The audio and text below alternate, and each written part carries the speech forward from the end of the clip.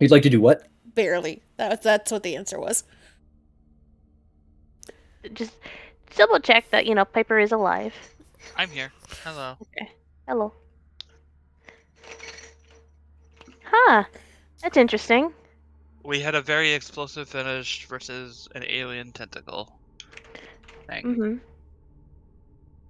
Yeah. Some blob metal monster that was controlling more blob humanoid monsters. And extreme fire and electricity worked. Mm-hmm. And If motorcycle to the face. this is true, and a motorcycle directly to the core of the body. Mm-hmm. So you were all standing over this, what was like a 15-foot radius hole in the ground, like this massive sinkhole in the concrete that opens up into the sewers and piping system below, which look familiar to you, uh, Legacy, only if literally only because you're like, oh, that's where I know exactly where it went again. Not that you were in this particular part of the sewers, but it sank back in there, leaving behind just massive, massive property damage in its wake. TVs broken, walls shattered. There's fires and damage strewn all through the streets. It is devastation for at least a full block radius or more. Wow. And everyone else, for the most part, has fled. It is well into the AM at this point, and you are standing here with a unconscious, pale, bleeding Ben Getty. Weren't the fucking Marcus and Bengetti like off a little bit compared to the rest of us? Because I thought that Yes, you're right. Iris had wandered, or Iris's character, I don't know the fucking name yet. I apologize. No worries. Had headed off towards them, kind of leaving the three of us over in this area. Yes, I do believe that is the case. Marcus and Ben Getty were off to the side. Marcus just basically watching over him, not knowing who he is, but clearly he's a hurt person, and he's like, I don't know what to do with this guy, but he shouldn't be left alone. Okay. Legacy would take just long enough to help Lindis make sure that she didn't have any of the nasty paste, because I don't know that she 100% understands what that was. It just that it blew up. Was not on her legs anymore, because we don't want Lindis catching on fire again. And then kind of turn towards Kaya and like just double check the arm really fast and make sure that thing is not going to just like pop off or catch on fire or some other bullshit after all. Oh, Kaya's not waiting. She has gone to where Marcus took Bengetti, and is so I know I specialized in like a first aid kit. Do I need to have a first aid kit in order to use? No. So if you have a specialty in like administering first aid, or you're specializing in the item first aid kit, you would need a first aid kit to use that specialty. But I think you have one. I hit the guy with it. Yeah, but it's not destroyed. Okay. You just whacked him over the head with it. Okay. So yeah. She's not waiting. She is she's going to Bengetti to do first aid. Okay. Oh yeah, we never described our characters for Iris, did we? We got Iris's description. Yeah. So go ahead. Yep. Describe your character first, Amy, so that since you're acting on behalf of Ben Getty. All right. Well, Kaya is tall. She's like 6. She's 6 feet tall. She's strong. Her arm, which one of her arms is like mechanical. Nothing real special about it. It's just prosthetic arm. Except She's got it's, like, red now hair. half fucking melted. Yeah, it's half fucked. Uh, but semi functional. She's got red hair. She right now all like she's covered in blood a little bit from cuts all over and bruises, but like there's also like a bit of grime as well on her face, of just like grease and stuff. She's still got like her spacesuit on, so you don't see, but under that, she's always wearing her signature jumpsuit, like grease monkey jumpsuit, with the work boots and everything. She's still smacking on gum. Always, not at this moment, but usually. That's a choking hazard. Yeah. Yeah, so, yep, that's what she's doing. She's hightailing it, half limping, because she's fucked up. Yeah, like you're limping over towards Ben Getty, and Marcus, who's not like leaning over him, but kind of in a pseudo protective stance, just like the hurt person, and I need to make sure that I am doing my best to be big and strong for this unconscious man. And as you're limping over, he looks up at you and sees that you're hobbling, but getting there. And you can see there's concern on his face, but he's not sure what to do. He's just like, oh, shit. But he doesn't get up. And as you get closer, you can see Ben Getty, his eyes are still closed. You're not really sure if he's breathing or not, because he's still wearing the spacesuit, so it's very, very bulky. But you still see the blood on his face and like matting through part of his hair. Oh boy, first aid. Yeah, go ahead and roll me a clever check. +1. Yes, plus your specialty. Specialty. 12. Okay. So you bend down and crack open the first aid kit. It's dented because you whacked somebody with it, but I mean it is a metal kit, so it's not too well damaged. None of the contents are destroyed, at least. You rummage through it. You grab a few medical supplies, like namely a hemalurgic paste, which is like essentially both a coagulative substance and a bandage. It is like a liquid type, like kind of like Bacta almost. It is just kind of a dual wound thing. Sealant for a moment. Wound sealant. Yeah, that's what it is. So you bend down and yank the helmet off. Roll me 2d6. 4. You're just making like pulling the helmet off, and you cut your hand a little bit on the broken glass because his helmet was shattered. And there's just a moment where you're just like, fuck, ow, and then you have a fresh wound, but otherwise you're fine. Do I mark another wound? No. Injury box? Okay. No, you're good. But you pull out the paste and start like searching part of his scalp, and you can see that there is a long gash. So right, like of his right beside his left eye, like kind of where his left temple is, there is like a 2 or 3 inch long gash that goes at an angle towards the back of his head. And it's just once you pull the helmet off, you can see that his ear and the back of his neck and part of his collarbone, there was a lot more blood than you realized. So you slap paste on top of the wound, and it works as well as it can, given that he has like it's in the middle of his hair. But with a 12, you're certain that it's doing its job as best it can. But you're still not sure if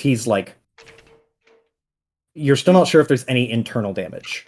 But just examining him this closely, you can tell he's breathing. It's very, very shallow, but he is breathing. and he is very pale. Okay. Marcus looks at Kaya and is like, I don't know this guy, but is he gonna be okay? I'm not a doctor. I don't know what to do. We gotta get him to a hospital, right? Yeah. Thanks for looking after him, Marcus. We gotta get moving. Gotta get out of here. While I'm doing this, can you go check on those two? I think, like, points. Well, three. She points to the others, where I assume Legacy is like removing thermite from Lindis's pants. It's like, I'll get him ready to see if we can move him. Very, very Um, carefully trying to use what she can to scrape the thermite away without any sparks. So you can go ahead and roll me a quick check to get that thermite off, or as much of it as you can off, while Marcus like jogs over, and he looks over to the newcomer, and he just kind of tilts his head confused and just goes, oh, I don't even know who that is. Maybe it's another friend, whatever. And he runs over to Lindis and Legacy and just goes, hey, Hey! your friend is, I guess, alive, but he's not looking good. We gotta get him to a fucking hospital. Who? Him. He gestures to Kaya and Bengetti. You can see Kaya doing like carefully administering some sort of medical aid. Damn it. Okay. I'm assuming technically that should be a 15 because I don't know why I had the bonus in there. But Gotcha. assuming that gets the thermite off. I will say you get all of it that you can see. You can get off. Okay. You scrape all of the very obvious large clumps that are most apparent and dangerous off. There's still some that is kind of seeped into the clothing. Okay. But you're pretty sure that won't be it's not going to be as dangerous as a glob, but it's not inert. You just have to be careful not to get it near anything hot. Okay.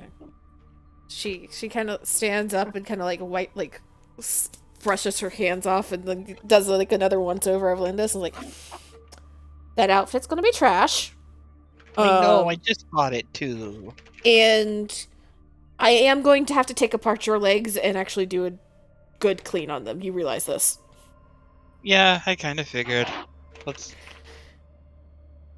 Don't- get home so I can take a shower and get this sorted. No running. No running. No Understood. And then she turns kind of towards Kaya and Bengetti, processes for a second, looks over at Marcus, and she just kind of gives puts a hand on his chest for a second and looks at him. You're good, right? You're good? Yeah, I'm good. And he just looks down at your hand and looks back up to you like, what is this? She grabs his collar, yanks him down, gives him a very quick kiss. We gotta find a different type of date. We really need to. He is just staring at you, super dumbfounded, and there's this pause where he doesn't smile. He just blinks and it turns pink a little bit, and he just goes, he just nods his head. Oh. Pats the cheek and starts kind of a light jog over to Kaya. And so, for Iris, Legacy is a grand, 4'10", very tiny, petite woman, who, even though, with what she's wearing, so she's, got this, kind of holographic-y looking jacket with a crop top underneath it, and really tight leather pants and boots. So there's not a lot left to the imagination for her.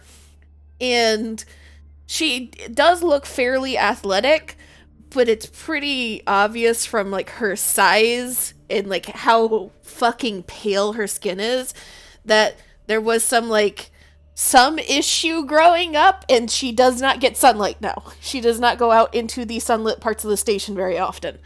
But she is tiny, is very petite. You can't see it at the moment, but her left arm is completely cybernetic from shoulder down. In her right hand, 3 of her fingers are cybernetic. And on her throat, the front of her throat down over like the top area where her collarbone is on her chest, looks like very old cybernetics, like some of like the early experimental cybernetics. Taken care of, high end for the time, but old. And she has like essentially a mohawk that right now is dyed like bright red. One side of her head is completely shaved down to the scalp and has like cybernetic tattoos and like kind of blacklight tattoo ink. The other side is shaved close but still has hair on it.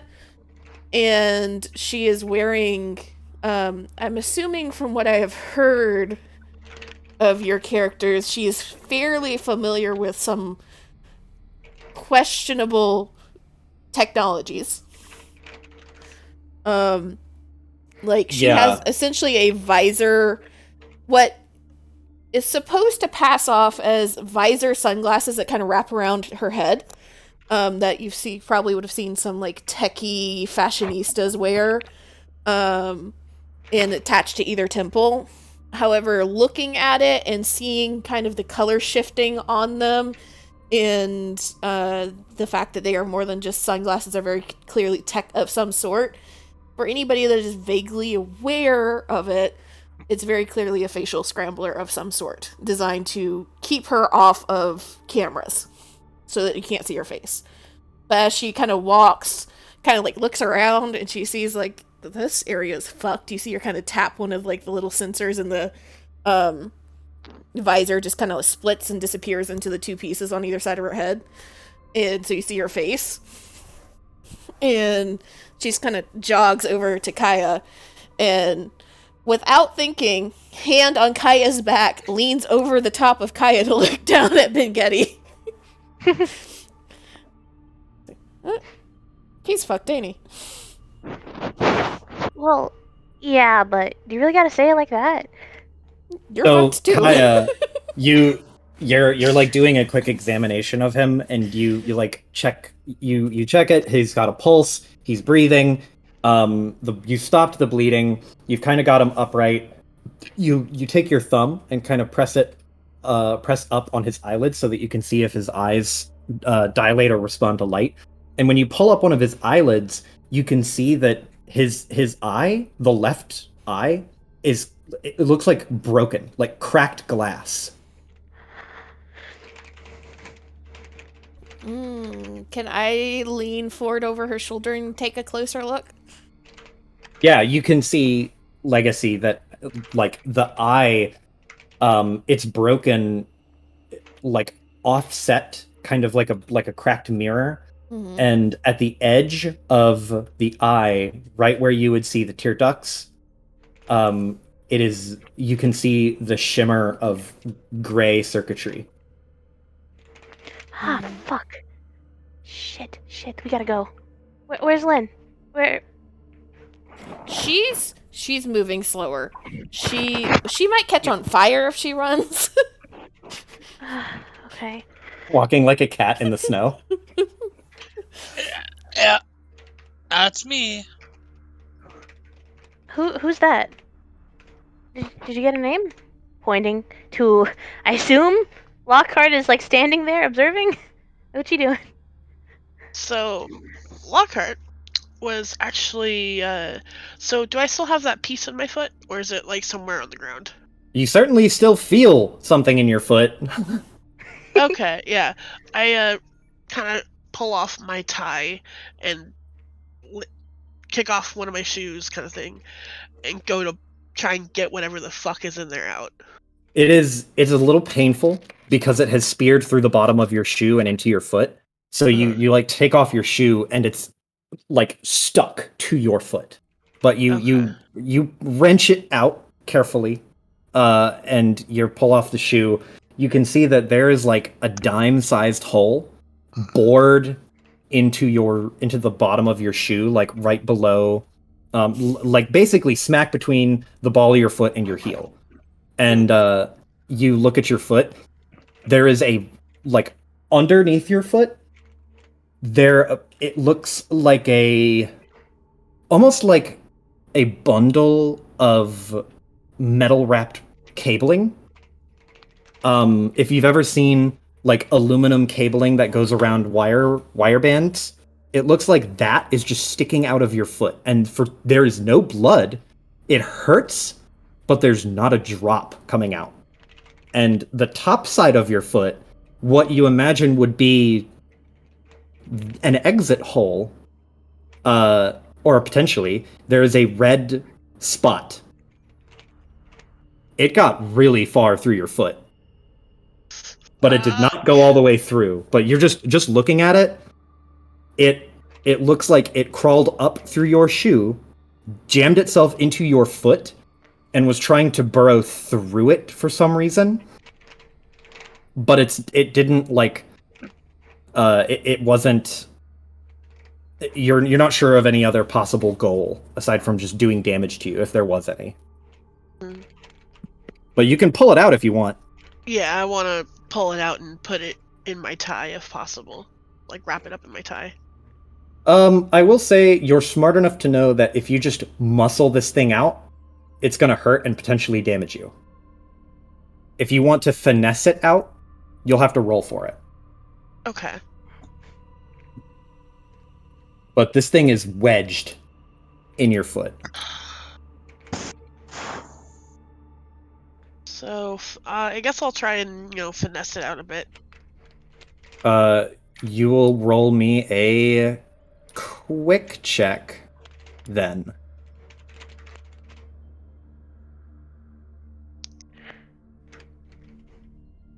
Quick.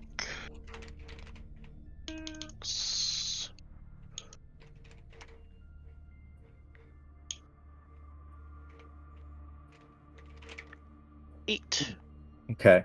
So you pinch it between your thumb and forefinger, and you like give it just the slightest wiggle, and you feel the response of it as it like you feel like the pressure from inside your foot shift. It's really deep in there, and you start to yank on it, and there's just a searing amount of pain. And I will let you choose. You can either leave it in there or pull it out. Pull it out. Okay. Take take another wound of damage, Okay. and you rip it out, and it's got a little like cylindrical core where all of these smaller bundles coalesce, and then it turns into like the jagged parts of metal that you saw on the bodies of the creatures. It seems like it was just spinning what is effectively like a blender. Oh. Yes, it was pulping the inside of your foot to get through it. Oof. When you pull it out, immediately your foot starts to gush blood. Oh, fuck. Okay.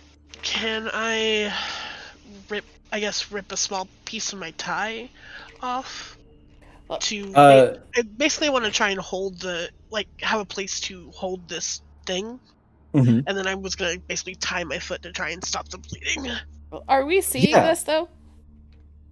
I mean, you there's not really a way for Lockhart, as tough as you are, to do that silently. You would yank Yeah. this thing out of your foot and like grunt in effort. Oh yeah. Yeah. And you would turn and see it looks like she just pulled a nail out of a wood board, like the level of effort in that arm yank. And then you can see just immediately after that pull, you would hear like a gout of blood just zoop onto the ground. And then you would see her like wrapping part of her foot in what is effectively a tie tourniquet. It's very ramshackle. It will help a little bit, but Is it is there any of the liquid bandage left, Kaya? Is there, Joe? yes. There's enough for one more use. Oh, Jesus. Legs, can you run this over? Mm-hmm. Legacy will just grab it and run over to in front of Lockhart. Stop for a second, look at her hand very pointedly, where she has like the piece. It's like, these things are bitches, aren't they? And kind of get weirdly close to inspect her foot, and then just hold up the can while she's staring at her foot. Yes, quite. Is Johan okay? Who? The man that was with you. Which one? She looks back over her shoulder. The one that looks half dead. Oh, Ben, what's his face? He's breathing. Probably need to get him to a hospital then. You Nice job punching that thing, Berserker Lady. That's what I do. You need to get to a hospital too, I think. Are you gonna actually use the spray thing? Yeah, fuck it, I'll use it. Yeah, you stem the bleeding a lot more with that, but you continue to use the tie just around your foot, basically like a roughshod, shitty bandage, Yeah. to keep the coagulant in it. But your foot is, for the most part, dealt with in the short term. Yeah. Marcus at this point has reconvened with Kaya over to Ben Getty and, like, looking at him, just goes, okay, do you want me to pick him up, or... shit, I got an idea. Okay, wait, and he, like, awkwardly, like, holds his hands up, and then you see him run past you and back down towards the utility truck. She shrugs. Just keeps continues her examination. I don't have enough room for the lot of you, but I can get him to a hospital. Go ahead and take him. We can With make our what? way home.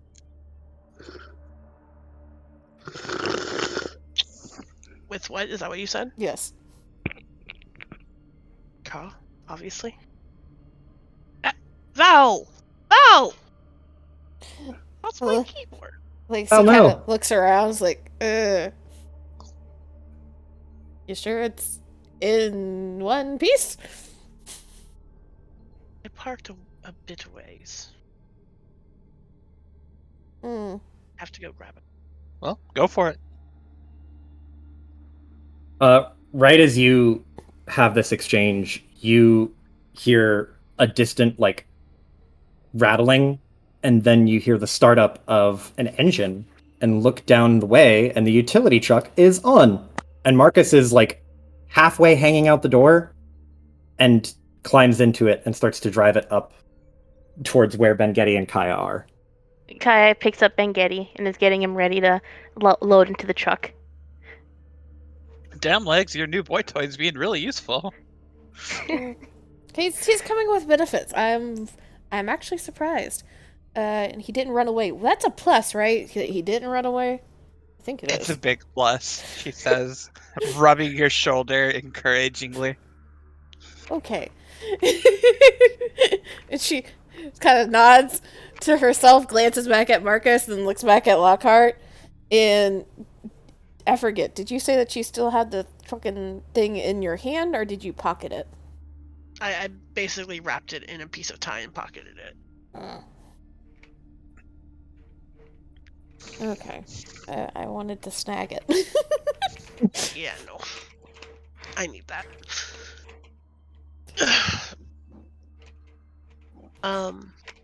Well, seeing you guys have that exchange, Lockhart kind of like eases herself up, kind of like on one leg, kind of thing, balances, and starts making her way over to Bengetti and Kaya and the utility truck. Mm-hmm. Definitely like with a weird stride, but like not. But trying to ignore the fact that her fucking foot has a giant hole in it. This fucking Legacy and Linda's like trailing behind. It's like, I think this is a good idea. I think. Hopefully it's a good idea. All Marcus. better than walking. Marcus is like, hey, so I just noticed the keys were in here. I was looking for like I don't know, like more bandages or something, but it's not a bad idea that we just borrow this and take him to the hospital and bring it back, right? That's not like a huge crime.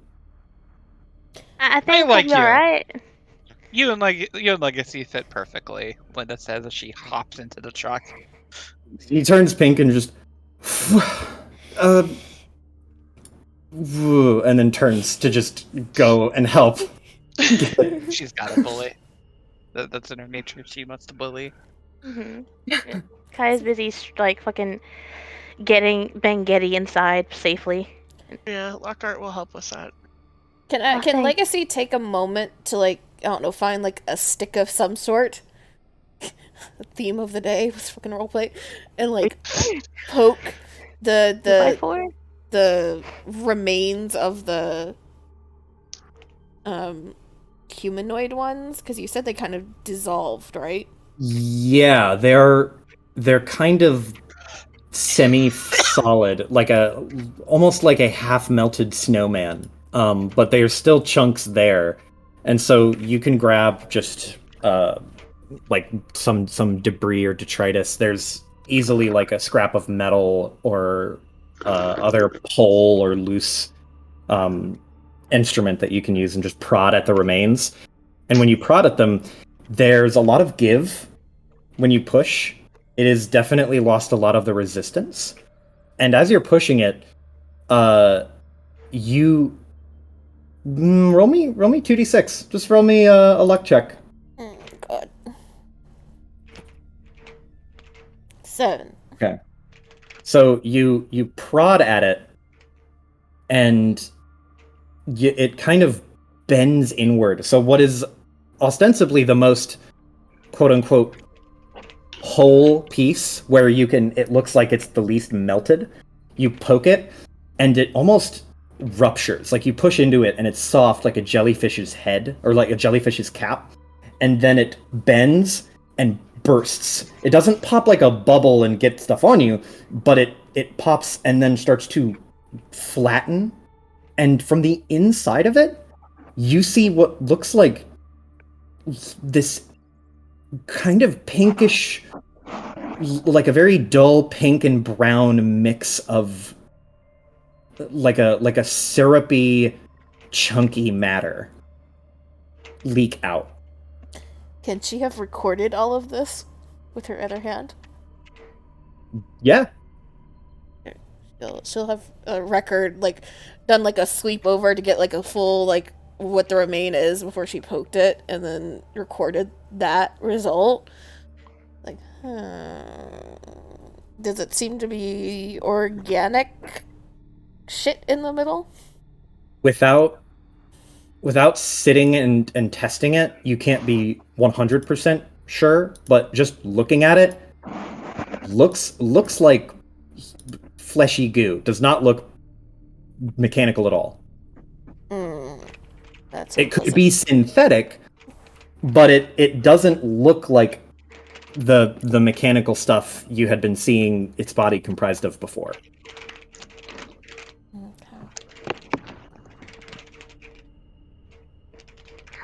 Well, kind of want to burn it with fire, but we need to keep Scientist Man over there alive.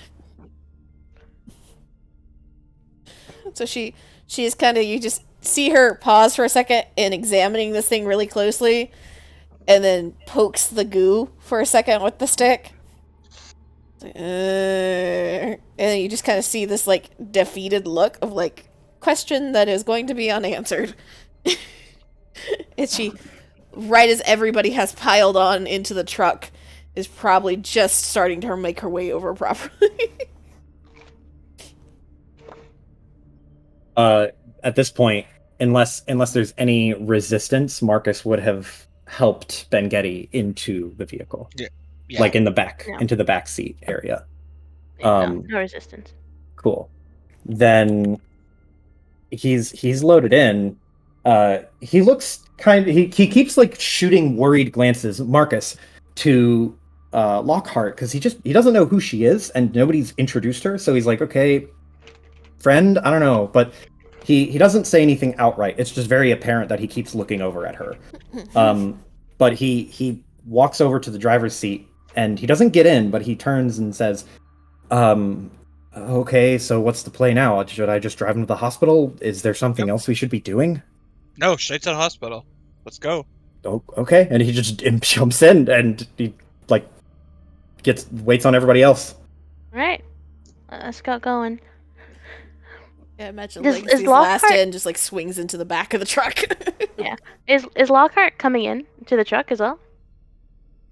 She looks like she intends to, but like, is anyone saying no?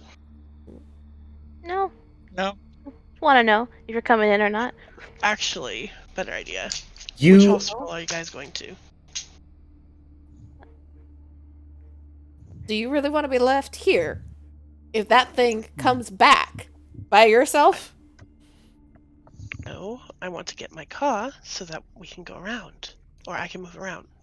You I will can meet get you all there. you can get your car later. I think you need to get into the truck. And he's just like Legacy's just like shooing her as she's coming up from behind. Listen, Legacy. If she doesn't want to go in the car, it's fine. But can you drive like that? She points to her foot, without dying on the way. Which foot is it? Oh, it's your left foot. It is left, so how do people drive? Right With foot. their right foot. Okay. Unless it's yeah, a manual, yeah. But this is not a manual, it's the future. yeah, Everything's automatic. I'll be fine. All right. Well, we're going You got to a name, insert Berserker hos- lady? Lockhart. I will say, Lockhart, you do know of a medical doctor who operates in a similar way to Ben Getty, with like the sort of mad genius spark. Yeah, that's what I was thinking, but they already loaded him into the truck. Okay. I just want to make sure that you didn't forget. Yeah. Yet you also could probably tell that we know Ben Getty Yeah. to some extent, so Mhm. Yes, but there's another issue in that she has in mind. Yeah, it's Marcus.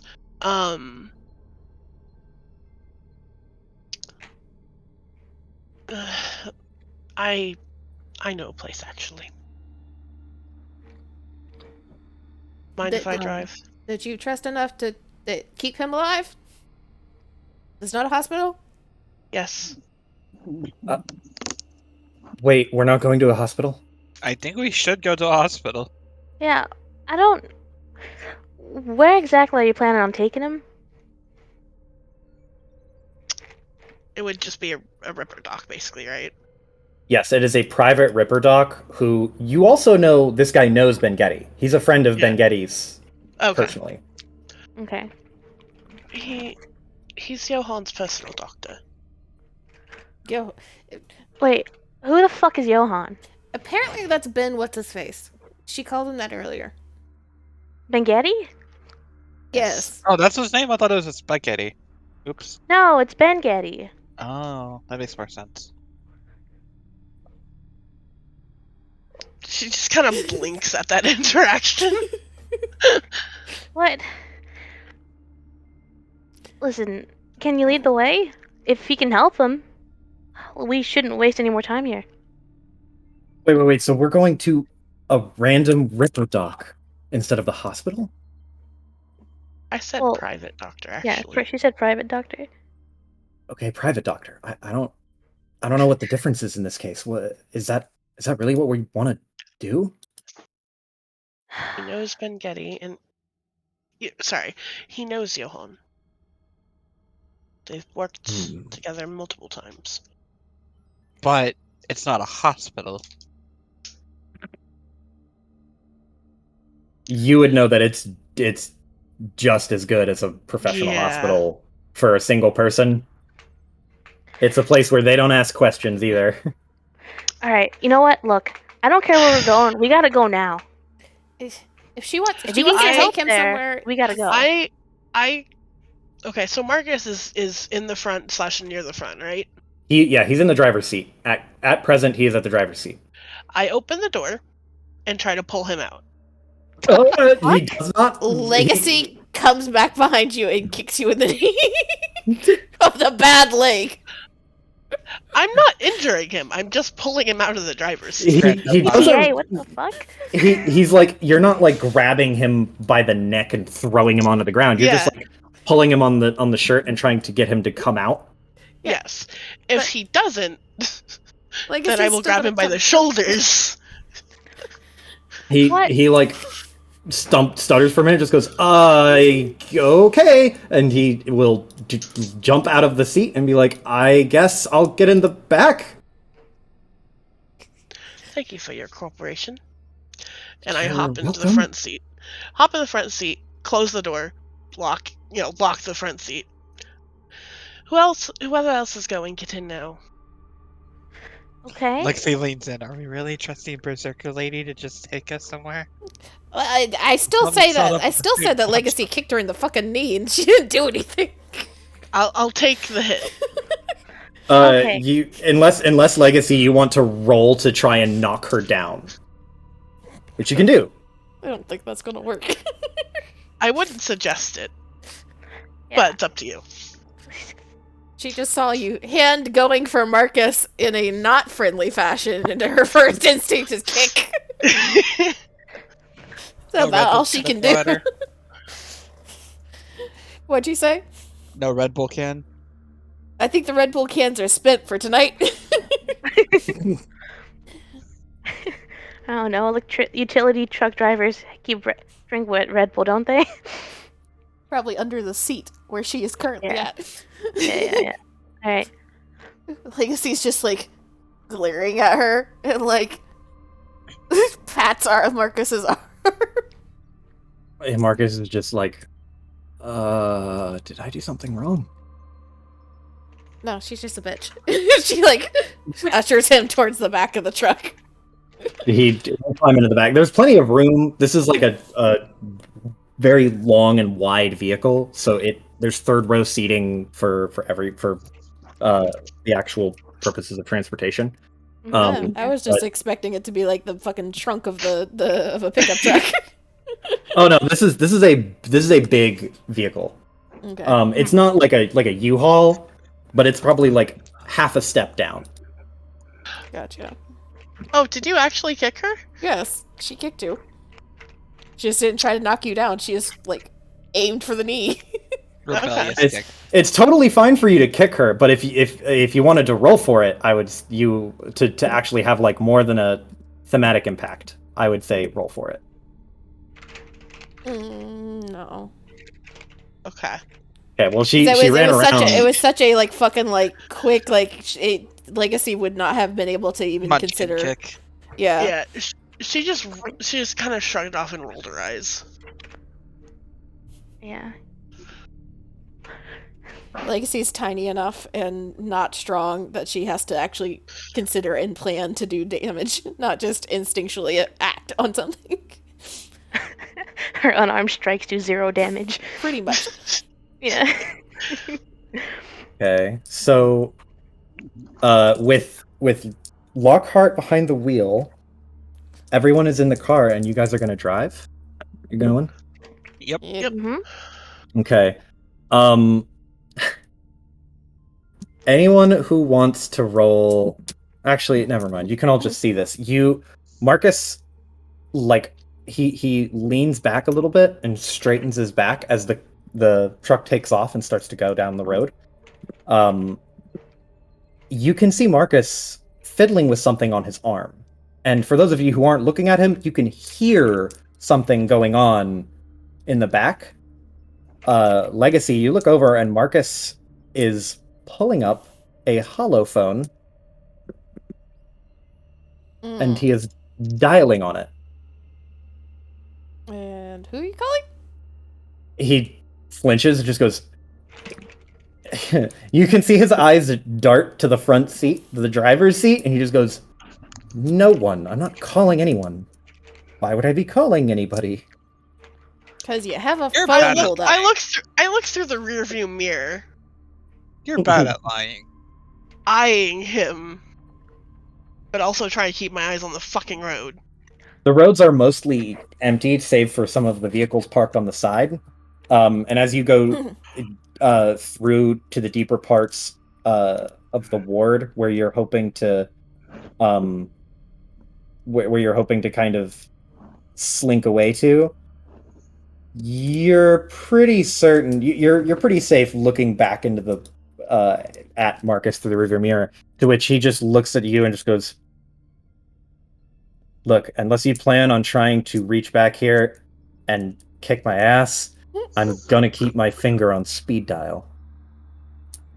And he holds up his arm, and you can see that he has typed a number in. It is basically 911. He's basically has it punched into his phone, just waiting. And he's like, kind of raises his eyebrows, like, "Go ahead."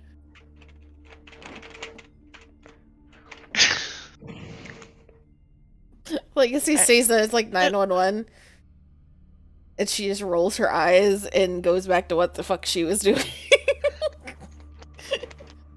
Funny you say that, because that's pretty much what Lockhart did. She just rolled her eyes like, really? You both roll your eyes and then move on, and he's just like, "Oh." You two care to share?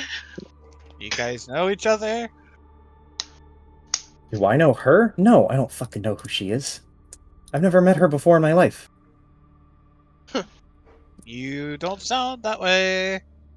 I don't know how to sound not that way then. He just he stumbles over his words, just I don't know what to tell you. I don't know who she is. You get And I in a don't know car what your with her, damage the is. First instinct is to call 911. To be fair, What do you that's want me to do? most people's I'm- first instinct when Yeah, they're being like- driven around by crazy lady that doesn't flinch when she gets stabbed by things. So Mm-hmm. you can't That blame also hasn't attacked you and protected the one that was injured. Doesn't negate the fact that you're He's- crazy lady coming from crazy lady. I can recognize. He is. If anyone wants to try to roll to kind of essentially do an insight check to try and suss out That's how Marcus me. is feeling, yeah, that would be something you could attempt.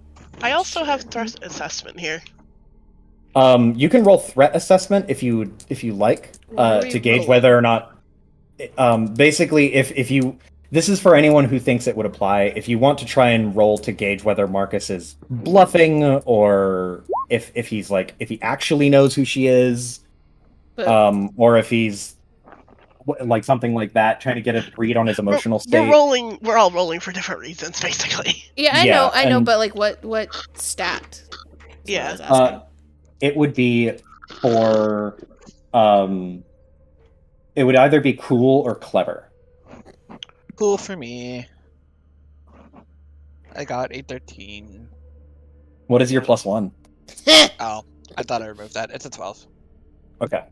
Then what exactly are you trying to suss out? I'm Piper? just getting a read on him. I mean, you can tell he's very you've been around him enough that he kind of wears his emotions on his sleeves. He's very worried, and he is very much making it heard. You're not sure if he's really like outwardly lying about whether or not he knows this chick, but he's definitely on edge and anxious. Okay. Like a lot is going on, and he's having a time.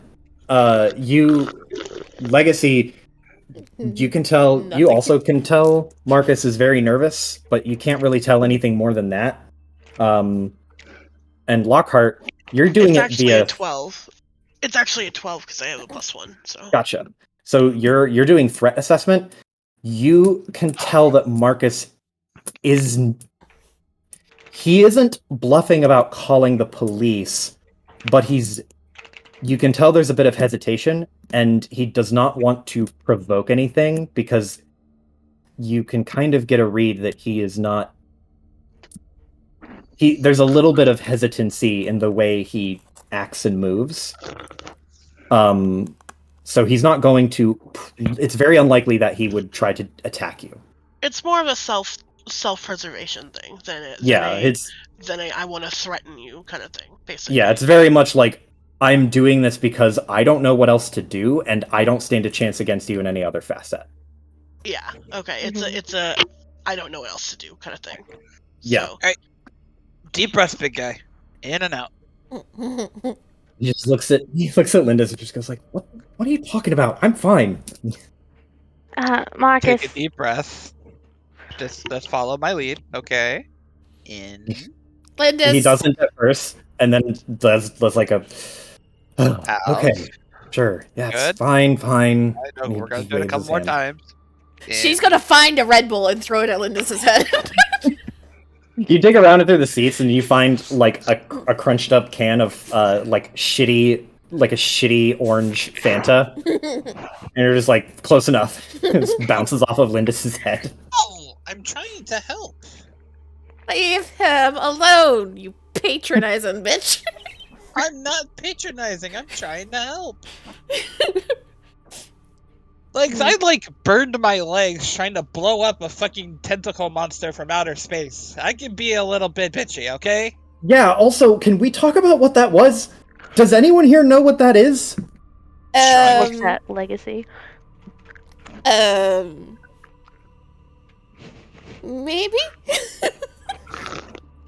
Like Look, Marcus thank slow turns his head to you, and then just like his eyebrows go up. The sewer people thing again? Do you?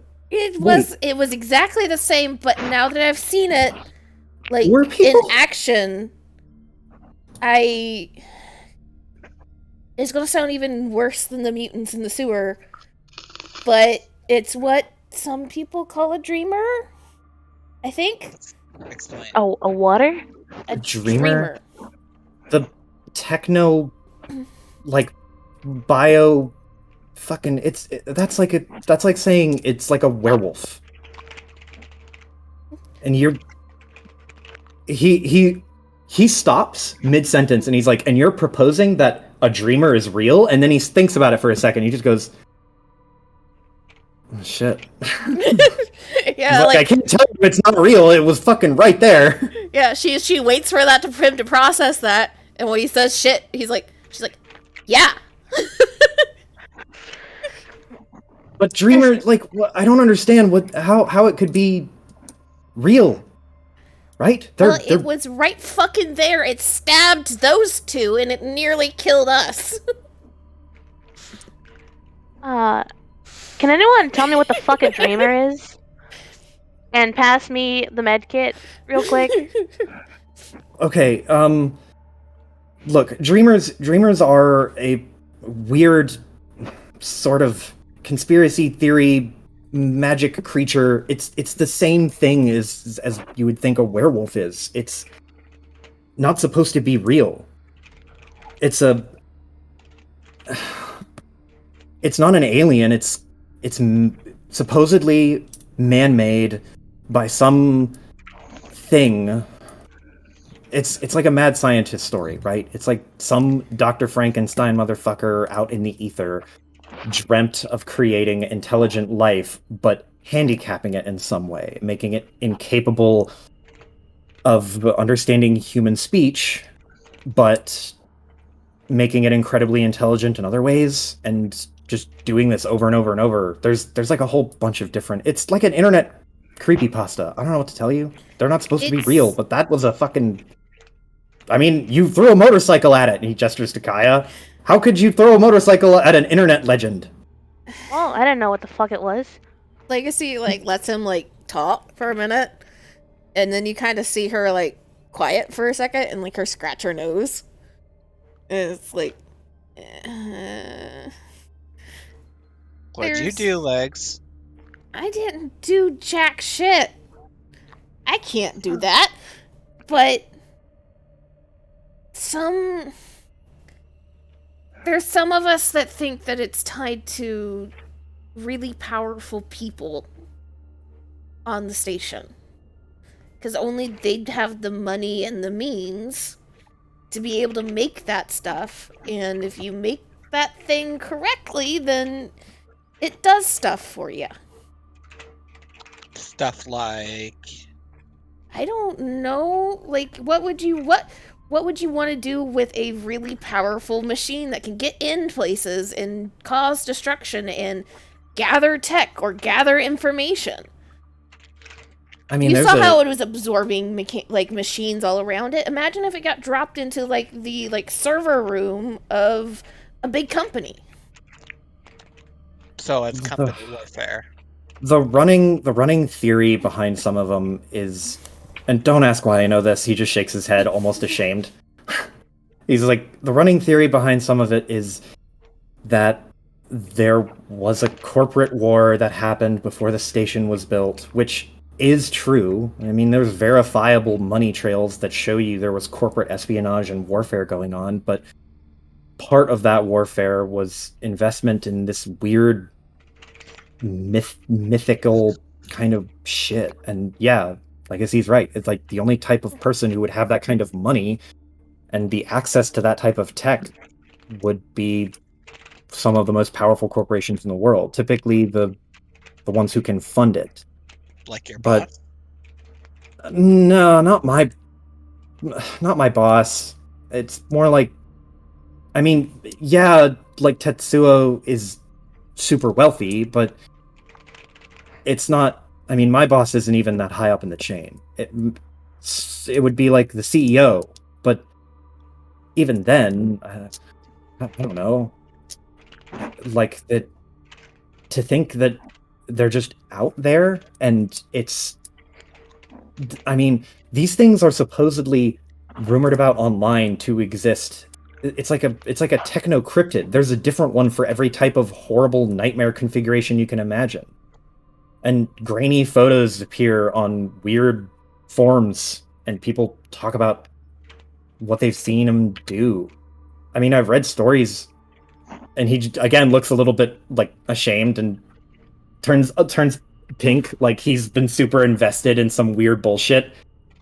And he just goes, I mean, I've read this all secondhand, but the idea is that there's, I don't know, there's like technological vampires or weird like war machines that feed on biological material or other shit. I don't know. But I mean, it did sort of have that vibe of absorbing tech. I mean, it damn near melted the TV it came through. I don't know how it did that It was without. and you saw how it was like all over all of the like screens, including mine. Yeah, that's a good point. And then you shares a moment, and then you see Legacy like building up, and then she just like claps her hands with each word. This is why you need to believe me when I tell you shit. Well, to be fair, Legs, this is the first time you've been right about something. Did you Listen, wait? like- Did you know about this? Well, I mean, she did come home the other day, like, ranting about serum mutants, but, I mean, that's just Yeah. typical Legacy. And I had pictures, and you wouldn't believe the pictures. Well, Legacy, it's not like I didn't believe you. I was just upset that you just went off into a sewer alone and you didn't fucking tell us. You were in the sewer? Yes, Do you have any idea how dangerous that is? yes. But I'm alive, and I told you, and you didn't believe me, and then that shit happened. Wait. There. What was the thing about sewer mutants? She just kind of looks defeated for a sec. I was trying to make money. And somebody said, go look in the sewers and check and see if there were things there. And I'm like, okay, that sounds like an easy way to make money. And I went down there, and that thing was there, and it ate a Red Bull can. And I ran away.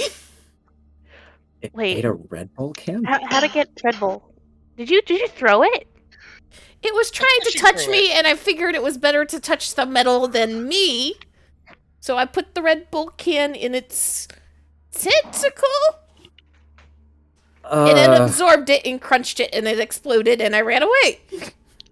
Would you You mind telling me more about that request? I don't know, it was on some job board, and it paid me. And you sent them those pictures? Yeah. Hmm. Wait.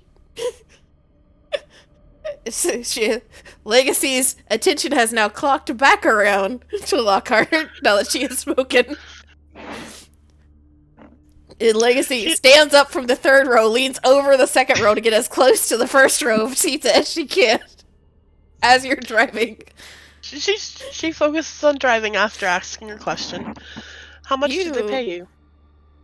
Not enough. You were Me? very calm for that shit popping out of nowhere. are you some kind of merc? By the way? Something like that. You're just still quiet. Why Woman, why like, were you so sent out 3 calm? of them. It's my job to stay calm. Mm. Being irrational and reckless just makes the job worse. Makes it a lot harder. You pocketed some of it. I don't believe I know what you're speaking of. Linda's, she turns because Linda's is in the passenger seat. She pocketed some of it. Oh, that's weird. Why did you want it? You're asking why did I want it? Yes. Really quick, Lockhart, you do have some idea, like the contract that you were given did have images attached to it, but they were very vague and not very, like, it was dark and vague, but it did give you an idea of like what kind of weird bullshit you were looking for. Huh. And that was basically it. It was like you'll know it when you see it. Also, here have this fucking Sasquatch level Nessie picture. Is it similar? Is it? How am I saying? Were the pictures that? How clear were your pictures? I guess I should ask. Why do you want to know? If you answer the question, I will tell you. Mm. Marcus is like really keen on what's going on right now, but he does not know what's going on at all. Lindis decides to blast some pop music. Oh my No, God. no, being too turn that quiet. off. Nope. We're listening to music now. It's happy time. No, my head Nope, hurts nope, so much. happy Lynn, I skidded across. Turn it off, please. God, not She again. turns it on to a more like instrumental with the rolling of eyes. Fine, but we're listening. Na na na na na na na na na na. Fine, this is a little better, but still. Not my fault. You don't have taste in music. Ouch. It's more so, really loud. I turned it down a little bit. Thank you. You know, We're gonna listen to Hey. happy music now. is this happy? Well, it's better than nothing. Alright. I like to imagine that, like, so this is how I imagine the car configuration, right? It's like, Lockhart's driving, Lindis is in the passenger seat, Kaya is like...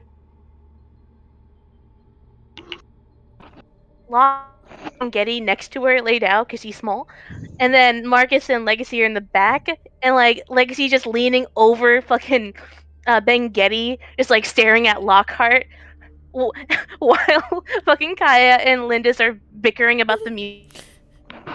Yeah, like Legacy is over the top of Bengetti and like kind of having to push like fucking Kaya out of the way so she can lean. Like fucking one leg like pressed on Marcus's. She's halfway crawling over the seat right now. Yeah.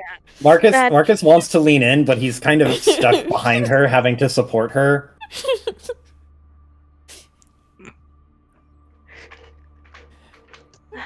Fucking pseudo steering contest between Lockhart and Legacy of who's gonna break first. After a 30-second pause, you arrive in a very, very not slummy part of Seahin Ward, but you are in a more obscure portion. The neon lighting has not changed at all. It's just been this cavalcade of colors along the metal structures and linings and areas. If you looked outside, as you look outside in the windows and all of the streets going by, it's the only distinguishing feature that you can really tell between where you were before and where you are now is there's no debris. There's still just an insane amount of neon lighting, and the twisting, winding maze of hive-like city streets. But you pull in and you can see there is a very, very subtle but still noticeable neon sign that it just says doctor, and there is a bone saw next to it and made of neon lighting. I'll get out and I'll quickly rush over because I was in the passenger seat apparently. So, knock knock. All right, Kaya's gonna carry Bengetti. Marcus is pokes Legacy in the hip or the waist, and he just goes, I kind of have to help your friend. Legacy finally sits back into the seat again. It's with a huff so that he can get out, but she's eyes now locked on Lockhart. Still? Holy shit. Yes. This is actually pretty good. So as everyone else is getting out, I look at Legacy, and I say, after we get him in to see the doctor, I will talk to you privately. Yeah? Just that clear, not happy noise, but she seems to accept it and shuffle out after Marcus. Linus just barrels through the door. Knock knock. You guys got a bed? The door's shut and locked, but you knocked on it. It's a sliding door. There's no actual handle. But you knock and there's a pause, and then you knock again, and then after another third knock, the door opens and it's filled in its entirety from left to right by this broad, large gentleman with gray, messy hair and sideburns and a beard. He's wearing a similar jumpsuit to Kaya, albeit less grease monkey and more medical monkey. He has a lab coat, and his left arm is cybernetic, and he looks like this. Said left arm is Hey cybernetic. there, big guy. Your friend's dying. He just raises an eyebrow, and he just goes, "Who are you?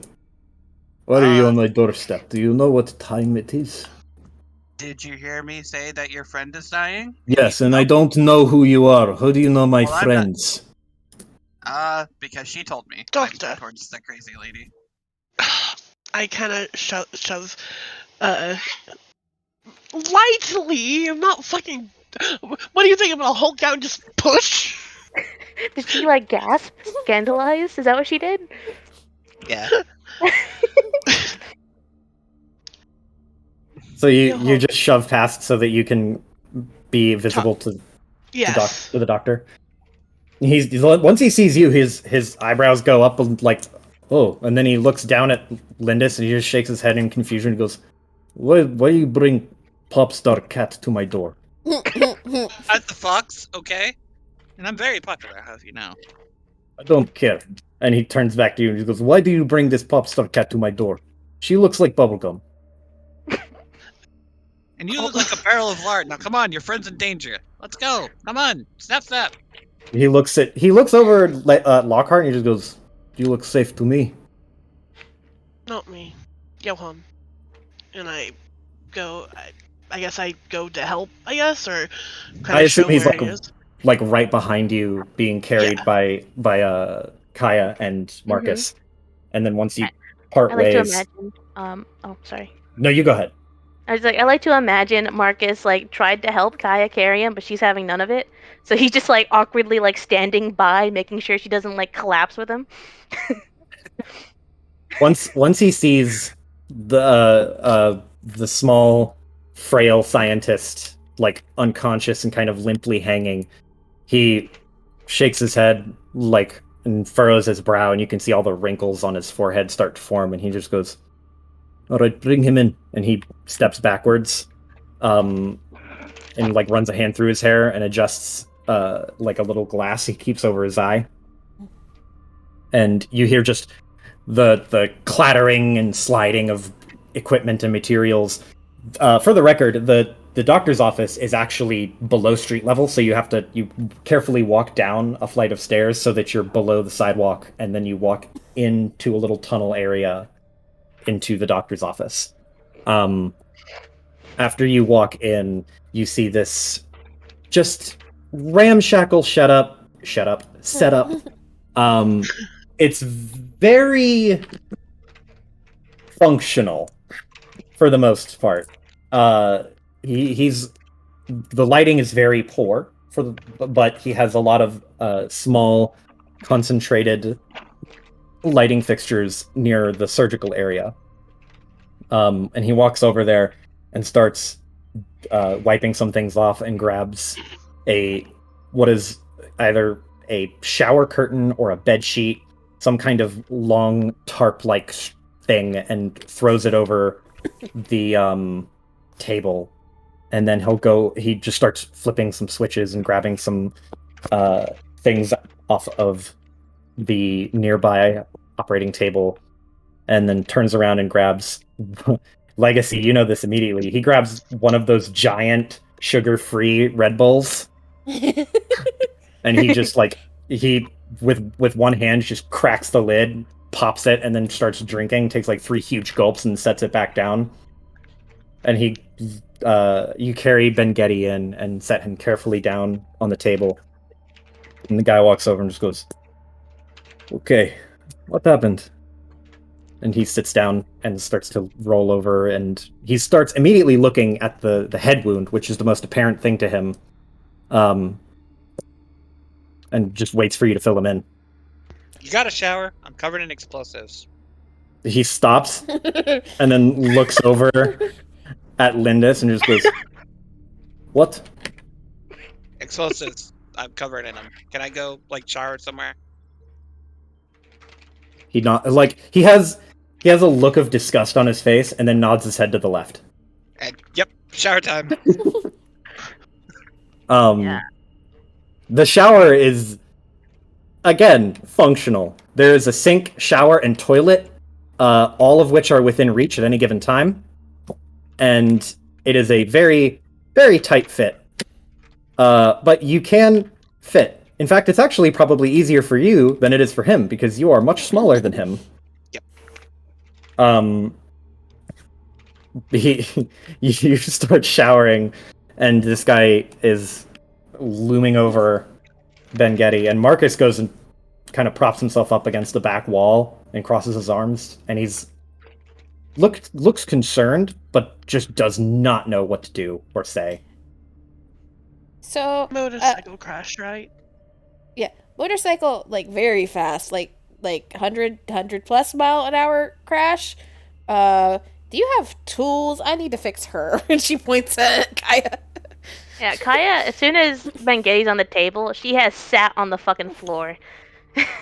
You, he looks at Kaya, and then he nods a little bit, and he just goes, "You were also in crash, yes?" And he turns back to Ben Getty, Yeah. and he pulls Ben Getty's eyelid open and looks at the eye, and then he looks to Legacy, and he goes, "Prove to me why I should give you tools."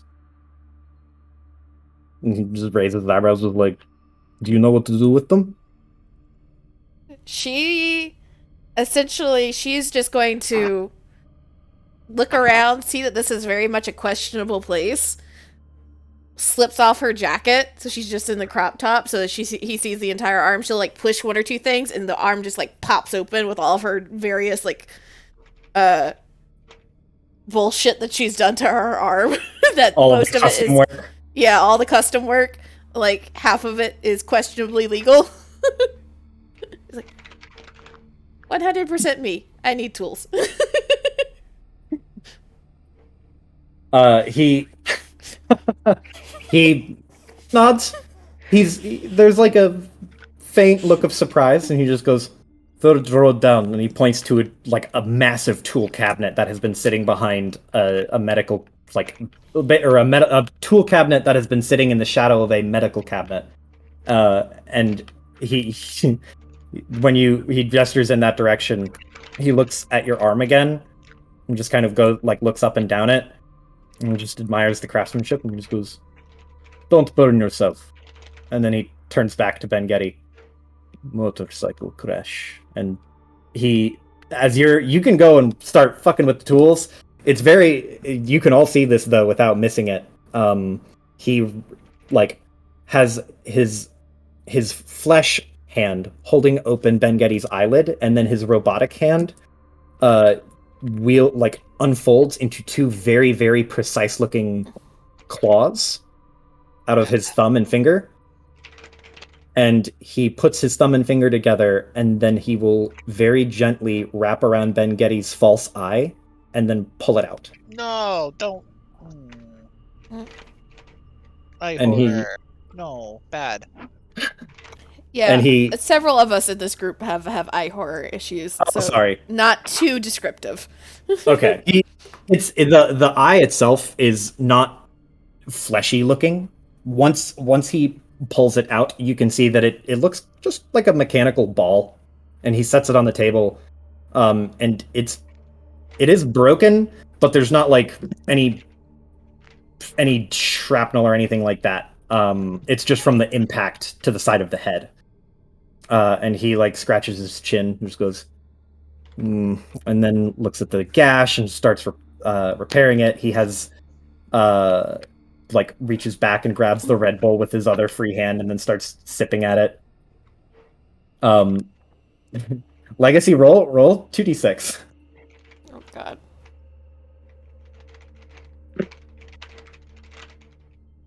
Okay. So you go back to the tool cabinet area, and the medical cabinet is propped open, and inside the medical cabinet you can see just vials and needles and other accoutrements and tools, some of which you recognize as hardware, probably for really, really intricate implants that are internal, hence why he keeps them in the medical cabinet. But you also see at the very bottom a 32 box case that has been torn into of Red Bull. It's literally a massive crate of Red Bull. Legacy is going to invite herself to one of them, and then grab a couple of tools and go sit on the floor beside Kaya. She can't help with the medical shit for Kaya other than like maybe a couple like handfuls of gauze for Kaya to like wrap herself for what she thinks is the worst, but she can start trying to fix the arm a bit. Marcus sees you going over there and sees you sneak a Red Bull, and he just like looks over to the big guy and then looks back to you and looks over to the big guy to make sure he's not seeing you, and then he like gets up and tiptoes over towards you. The doctor's not paying attention at all. He's very focused on Ben Getty. And he Marcus sneaks over and then sits like kind of crouches down next to you and just goes, okay, so what are we doing? I am fixing her. I And can maybe help. Can you hold this for me? Like, Kaya just like using her like regular hand, just like holds up the gauze and just like, here, hold it up for me. You're gonna help me wrap it around this here gash. Oh, okay. I meant with the mechanical parts, but I can do that too. And he grabs the gauze. Yeah. All right. Kaya's just gonna like use him as like a prop to like wrap up like her arm. Nothing serious. It's just like it's more so to, I guess, hold the bleeding, not even stop it. Just give it somewhere to go. That's not like on the floor. well, I mean, if Marcus is smart enough that you could probably instruct him and he would be able to do basic first aid for you. Oh. This is true. He could follow along very well. He's very smart. He's more gifted with engineering than with medical work, but All right then. We're slowly building up this NPC. Enough training once or twice with this with Kaya, he'll have first aid knowledge. All right. Keep track of his specials, Joe. Meanwhile, Lindis, you take a short shower unless you want to just luxury soak yourself in his fucking shit shower. It's enough to clean off. Okay, cool. You're finished up right around the time everyone kind of corners off into their own separate pods. Did you bathe with your clothes on to try and wash it out, or did you just bathe and keep your clothes separate? Probably with my clothes on, because my clothes are laced as well. Gotcha. Okay. Let me roll. High or low? I don't like that. Okay. You scrub off as much as you can see. You feel pretty good. You think about it and you're like, I don't know if there's a towel. There's not one in here. Hopefully this clothing isn't too transparent after being soaking wet. This is kind of annoying now. But you're not thermite-y, which is good. And you step out of the shower and you can see there's a towel/blanket. Damn. It's hung up on the immediate outside of the door. Okay, that's fine Yeah. now. So you're covered in drying. And you can rejoin whichever group. The doctor is going to grill Lockhart, and he will say, "What was this job? Why was he on a motorcycle with that woman?"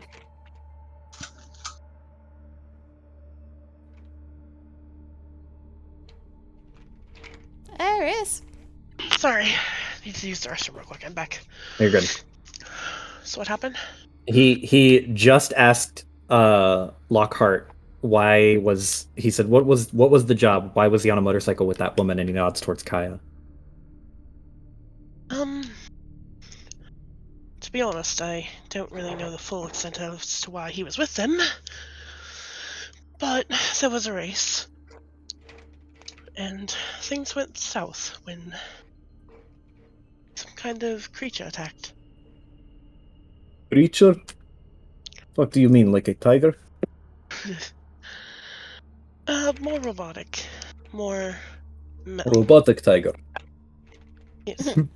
Sure. You can tell he's being a little bit of an asshole. He doesn't know what you're talking Yeah. about, but he's just ribbing you. Yeah. After a second, he reaches into a side, like, sliding drawer of the operating table, and he will pull out a substitute mechanical eye. It won't be as clean as Ben Geddes, because Ben Geddes was a very, very high quality eye, such that you couldn't tell on first blush that it was mechanical. But this one will look a little bit more like, let me see. Let's see if I can find that image. It will glow a little bit, and it has a very obvious metallic sclera, as opposed to a normal white sclera. But he without much effort replaces and repairs the eye, and then he'll kind of like, he grabs Ben Geddy by the chin and turns his head left and right, kind of examine the other parts of him, and just goes, there is somehow no glass in any part of his skin. That is very lucky. For whatever reason, he is considerably lucky, despite being in some of the worst situations I have ever heard of. And he will be unconscious for a little bit, but he's also not going to die. Good. That is about as good as it gets.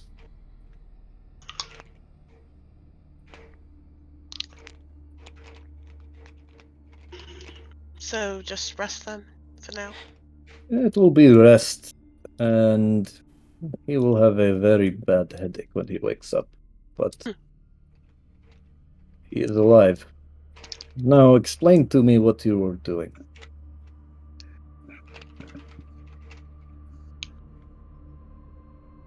Well, I fought the creature, but these people also held their own against it. I blew it up.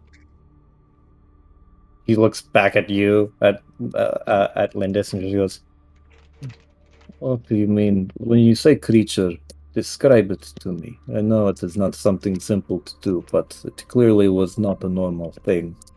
You got a piece of paper and a pen? He looks over and just goes, gestures to an open, like, data plate that's just sitting on a countertop. To her best effort, Lindis is going to try and, like, redraw the beast and its humanoid things. Okay. Roll me a... I'll let you do clever or quick. Can I do cool for cool accents and flair?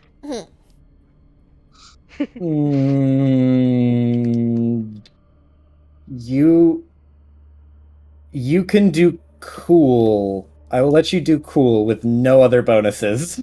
Okay. Perfect. Hey, That's crit! a double. Okay. So you draw it. It's not a great drawing, because the creature kind of, it's not a very easy shape to convey, and you're not a talented, like, career artist. But you get the basic point across. It was this weird blob-like thing.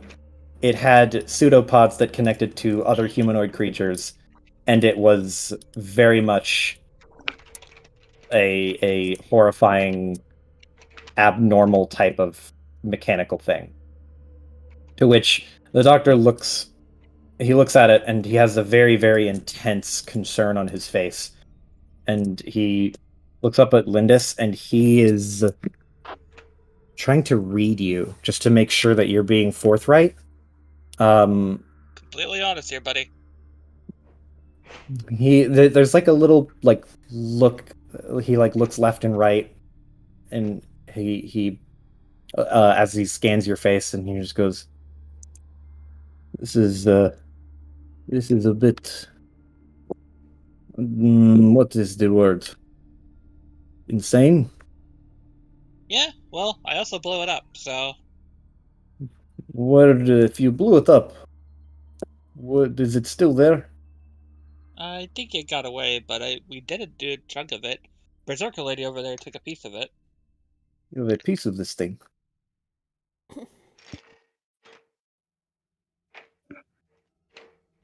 Yeah, apparently she doesn't want to talk about it. He looks over to Legacy and kind of squints his eyes, and he turns back to Lockhart and says, "Is this for a job? Nods. Have you heard from the contractor whether you're paid or not? Did you follow through?" Not quite yet. Came here first. He nods, and there's a look of consideration, and he says, "I will help. Johan, you do your call. Tell me what becomes of it. If fate ordains that we must deal with this, then you will not have to give away your piece. But as it stands, if somebody is paying you to get a piece of that thing, I don't want to get between them and that piece." And he Wait, just you're raises passing his that eyebrows. Huh? She's Legacy has been like trying to keep an eye on Lockhart and on him as much as she can while not completely fucking up Kaya's arm to get its full functionality back. But as soon as she hears that exchange, she just immediately pops up. Probably got like one of those like stupid like magnifying goggles on. You both he and you do. It's just you're like staring at each other like Mole from Atlantis. But she like pops up from where she's been like huddled over Kaya's arm. You got it. You're taking that thing to someplace else? Potentially. She starts slapping the pieces back on Kaya's arm. I'll finish this later. But like as you start sliding, like giving them back, handing them, put them on the ground and handing them back to Kaya, Marcus just goes, I'll just take over. It's fine." Thanks, Marcus. He looks at your arm. Your arm is like, it straight up looks, it's like scraped. There's probably 60% of an arm remaining from the slide you took on it. And he's looking at it like, okay, look, I know she's good. And he thumbs over to Legacy, and he just goes, I don't think we're going to get this thing back to perfection. At the very most, it's just going to be stable for a few hours. We got to replace it. This is tarnished. Yeah, if you can just stabilize it, I mean, that'd be fine. I could ask if he turns to look at the doctor, and he just goes, he might have a replacement. I mean, this is the place for it, right? I don't want to distract him. That's And a good point. besides, it doesn't have any cool, like, little, I don't know what Legacy's got or legs Lynn's got. It's just an arm. There's nothing special about it. He, like, thinks for a minute and just goes, what Legacy's got? And just kind of spaces out and shakes his head and just goes, right, yes. And then starts going back to repair your arm.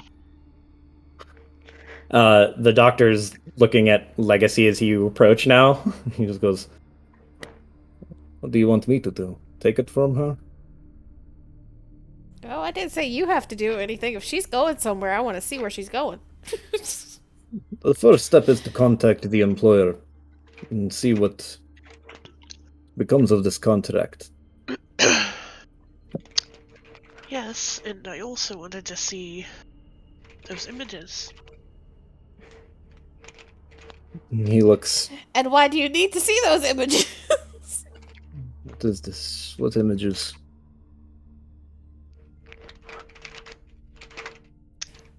She apparently has come in contact with this thing before. The creature that you were contracted to kill or possess or what? Proof existed. Okay. Well, I don't want to see these pictures. Get me out of it. Thank you very much. If you're going to discuss this, do it on the street where you'll get shot. And he waves to the door.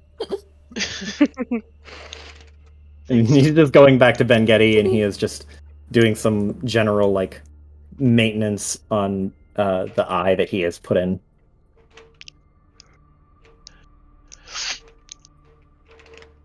I'll be, once the contract's done, I'll be coming back. I need you to look at my foot, so... Wherever she's going, she's got a shadow now.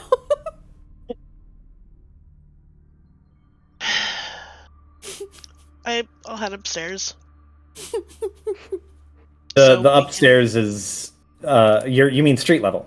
Yeah, street level. Okay, Going back to the utility van. cool. So you run back upstairs, and at this point, it started to lightly artificial rain has started to fall, and it just feels a little bit ominous, but ultimately quiet. Just like a tenseness to the atmosphere. You jog over to the utility van, you and your new shadow. Yes. When you get into the van, it's right about when you sit down and you kind of like settle in that you get a contact from your phone. And it is a holo call, which was essentially the thing from Star Wars. Mhm. Yes. And are you answering it, or are you just going to let it Yeah. ring? Okay. I'll answer it. So when you answer it, you see before you a vaguely the shape of the figure is obscured. But generally speaking, you can see that it is a masculine appearance, with arms crossed. You see from the waist up, and the voice comes over and says, "Did you retrieve the sample?" I retrieved proof, if that's what you mean. Let me see it. I pull out, like, because Legacy is there too, right? In the car. I assume? She would have, as soon as she saw it was a holocall, scooted off far enough that he's not going to be able to pick her up, and turned on her facial scrambler again anyway. And Okay. well, I'm not going to explain it because you wouldn't know this in character. So, Yeah. but she's kind of crossing her arms, watching very intently. So you hold up the sample. I'm thinking about this. Okay. Because there was another part that I did grab onto as well, but it was Yep. just kind of crumbed up. Yeah, you still have those, for the most part, those remnants and crumbs. Yeah, I'll say I've got this. I can go back and try and find more, but You're holding up the hand of crumbs. yes. There's no visible movement from the image, despite it being like a live feed call. There's just a pause. He goes,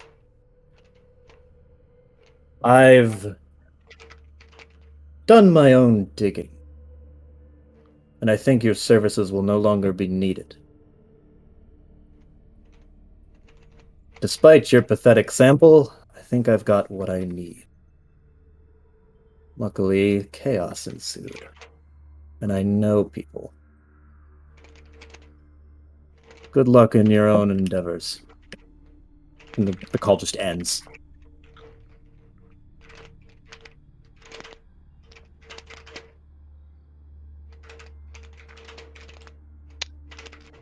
She kind of holds the phone for a second, looking at it.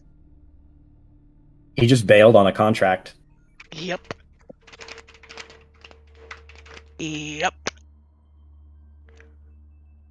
She just kind of balls up her fist and punches the dashboard. Fuck!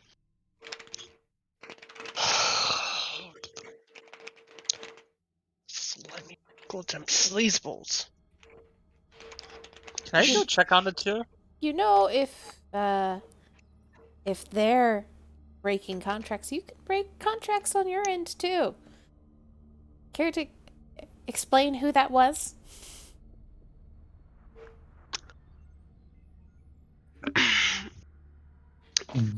I put my finger up Mm-hmm. to indicate, one sec. Just out of character question, how easy is it to get a burner phone? It's relatively easy to get a device that would do exactly what you want. That would operate as a burner phone. As long as you have the money to grab it and use Alright. it and trash it. You can basically buy flip phones kind of thing. Yeah, Okay. 100%. Fuck. I'll take my phone, touch it with my left hand, and then crunch it. Just what Legacy? You're not a Marshall type of savvy person, but that is a fucking phone she just crushed in her hand. Bare hand, not cybernetic hand. Bare hand. Yeah, Legacy processes that, but also Legacy is her own special type of crazy, so she's not necessarily intimidated by it at the moment. That's just something that would be unusual for you to see. Okay. Markedly unusual. That is to see someone crush something like that as without having visible cybernetics. It's possible that she has cybernetics that are very, very high quality and Look human. look human. It would be more. You would probably assume that she has a cybernetic arm in that case. So, yeah, I crushed the phone just in case it's tapped or anything like that. I don't know who he was, to be honest. My fixer put me up with him. I had no idea who he works for. It's not my job to ask questions. Well, if you hadn't crushed your phone, I might have been able to find out who he was. She just kind of like motions for like the remnants of the technology, see if there's anything salvageable. You could probably build a phone out of the pieces if you went to the hobby shop and grabbed some extra stuff, but definitely not usable. Definitely not traceable, especially after you rebuild it. It's fucking kaputski. See annoyance on her face for a minute. Sorry, technology isn't really my specialty. I've gotten just seems safer than sorry to have something that could be potentially tracked. It makes sense, but okay. She's kind of like drops the remnants, and then she looks pointedly at her again. Says, so, care to answer my question now? And really quick, Lindis, you wanted to go and check in on these two, yes? Yeah. Okay, so I'd say right about now you could roll up. Okay. Hey guys, are you doing okay? You've been out here for a while now. I also want to say Legacy probably just passed on her jacket over to Lindis as soon as she got out of the shower, because she's not needing it right now. Mm-hmm. Thank you.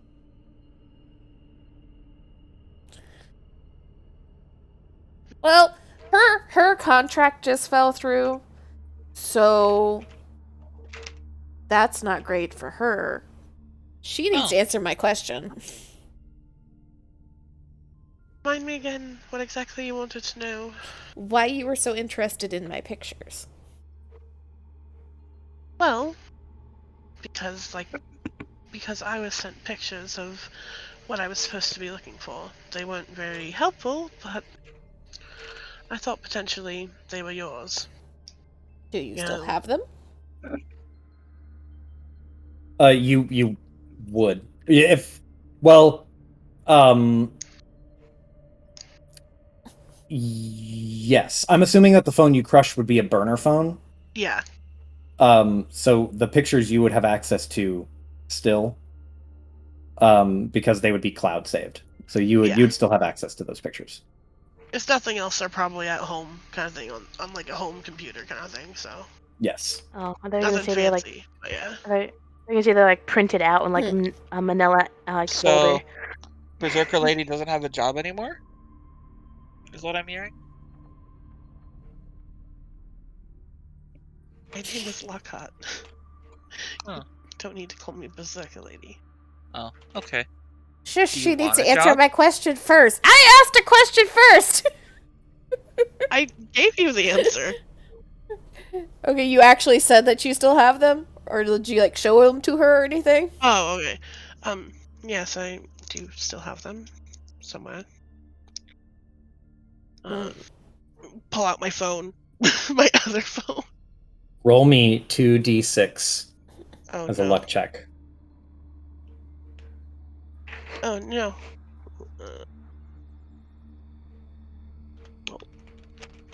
Slash.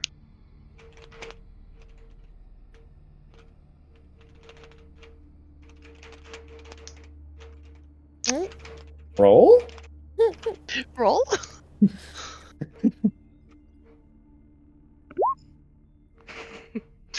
That's a 5. Okay. You flip through your phone, your personal phone, and as you're flipping through, you're like, I thought they were here.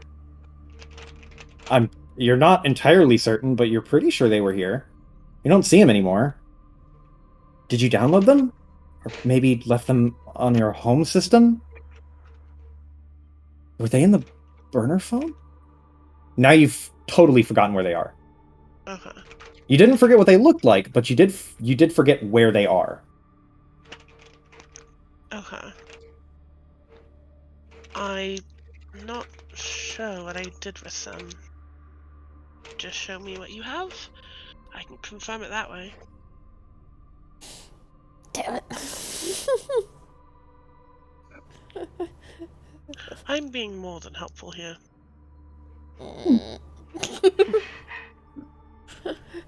Like, see, grumps for a minute. We'll finally see her flip her arm, her fully mechanical arm, and does a couple of motions with her mechanical fingers on her other hand, and pulls up a screen from her palm, essentially, to show the first, or show one of the pictures. Do they look familiar? They do. You have seen these pictures.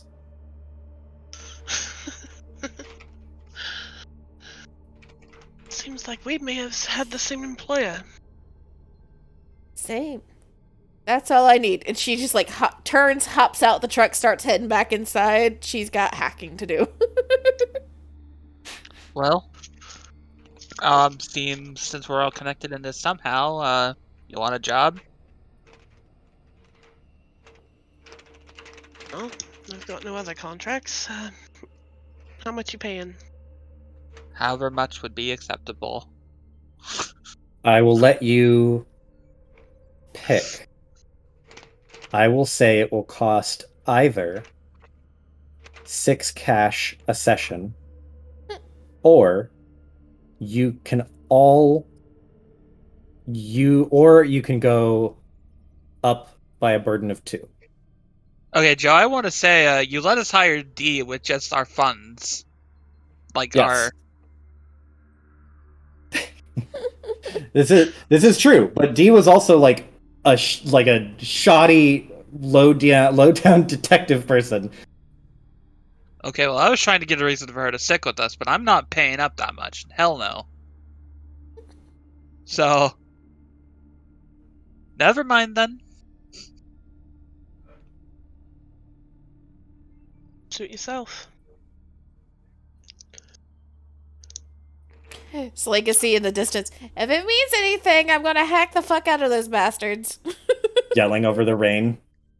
Mhm. That does feel a bit better. Where she disappears through the door.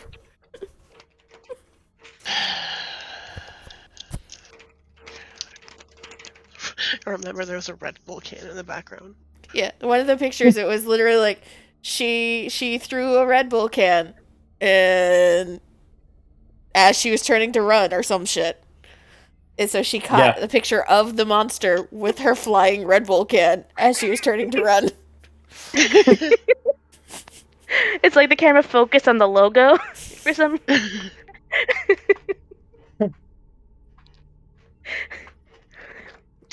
Well, I now have this piece of shit we can fuck with too. So That is true. I forgot, and Legacy honestly forgot that she wanted to fuck with. She wants to tear that thing apart, that piece of the thing that you have. But Maybe we should get home. she got happy because there's hacking to do. Maybe we should go Um, home for that, Legs. Oh, she's gone. That was me out of character, like talking. Legacy stormed. Hurried back inside. If you guys followed, yeah. Um, you would see the doctor has finished work on Ben Getty, thrown a simple like sleeping blanket over him, and he's got bandages. There's like he looks like a traditionally beat up anime character with like the little bit of tape over the nose Mhm. and the bandage over the eye, and his hair is all tousled. But he is in one piece, and a lot of the pallor has come back to his face. He looks distinctly better than before.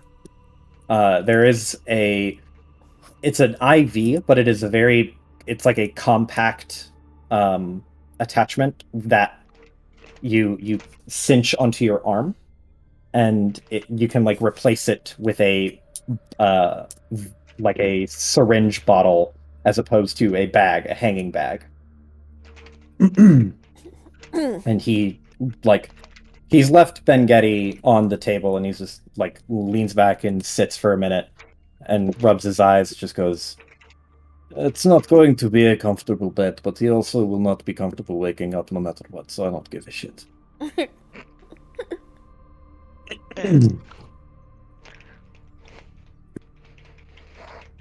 I mean, if Kaya and Marcus wanted to have an interaction with him while the rest of us are outside.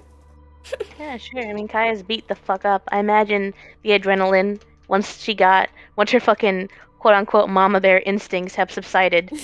She's fucking hurting bad. Yeah, when he looks over you and just goes, "I suppose that you need the medical attention as well." If you don't mind. I don't mind. I don't suppose you have any funds at all. Not really. I figured that's much.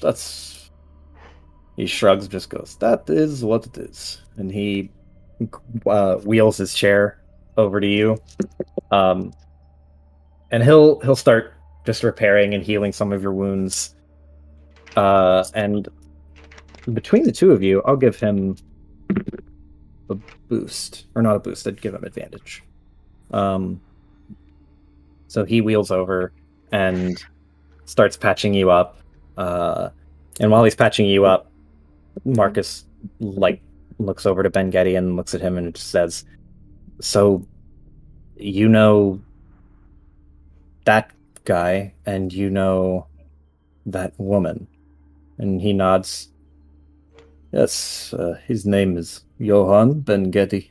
I know him by his first name, but he typically gives people his last name. And the woman outside is a mercenary for hire, a very good one, mind you. Do not get on her bad side. But I know her through the work that I do here. Funny, we all kind of knew each other through Ben Getty. He's a very colorful character. Kaya snorts. Like when you snort, he looks up at you and just goes, I see that you are the one who's been most familiar with him. Because if you knew him, and he looks at Marcus, you would have probably left him. Marcus just shrugs and just goes, shit, I guess you're right. He's a little weird, but I didn't know him, really. Yeah. Kaya, with her free hand, will go, I met him recently. I think we were going to be working together more in the future, or at least we were. I don't know if he's going to do it now, but I've been through hell already. Trust me, I've seen him, maybe not in worse states, but in similar states. This is not the first time he has been thrust upon my table at a late hour, covered in his own blood because of some bullshit that somebody drags him into. well, It is kind of alarming, considering the man does not get out on his own very much. to be fair, this time, two of us got dragged into something. That's so. Yeah. I don't know how much of a damper this will put on our working relationship going forward, to like quotes, air quotes. He, raises an eyebrow at you and he's like, if I know Ben Geddy, he will bitch and moan, but he won't leave. He's too addicted to this weird shit that goes on. Like the rest of us, we're kind of too invested in it to ever put it down. At least, put it down for good. He might take a break, but he'll come back. Alright, that's comforting. Also, I don't think I got your name. You've got my right hand. My name's Kaya. He doesn't look up from it, and he just goes, I am Dr. Voloska. And he shakes the limp robotic hand, and then continues operating. I have been a friend of Ben Geddy for about a year now. And he's no less prone to danger than when I first met him, which was in similar circumstances, though it was not in the hands of Lockhart this time. It was on his own hand. The reason he had... Well, never mind. That's not my story to tell. And he shrugs. He is very smart, but also very stupid. It's... Honestly... Yeah, that's a good way to put it. Kaya just Hey, I'm Beth. surrounded by that description every day. Yeah. You think being surrounded by smart and stupid people is rare? Like how unlikely is that? He looks up at you, and he just pauses for a second, and then goes back to operating. Doesn't say anything. Just lucky, aren't I? Marcus from the side. You don't think I'm stupid, do you? She doesn't You know what? say Don't answer anything. that. Don't answer that. Don't answer that. He just waves his hands. You know, you're smart.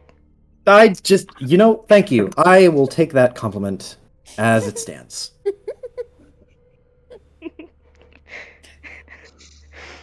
And right at that moment when you start hearing the chaos from the other three coming back.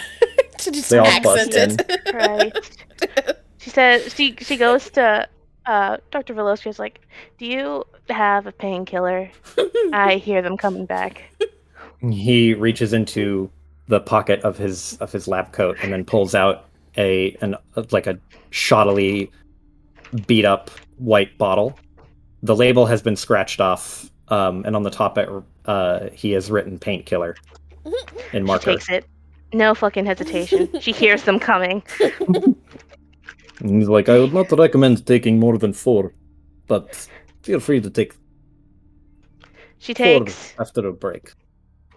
4 throughout the day, just not 4 at once. I was gonna say, she'll take 4 individually, but she'll only eat 1.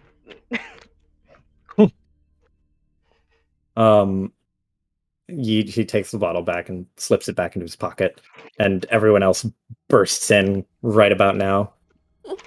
And the doctor looks over and just goes, "Your friend is stable. He is going to wake up with a sore head, and probably some type of hangover from the medicine I'm giving him, but he will be alive.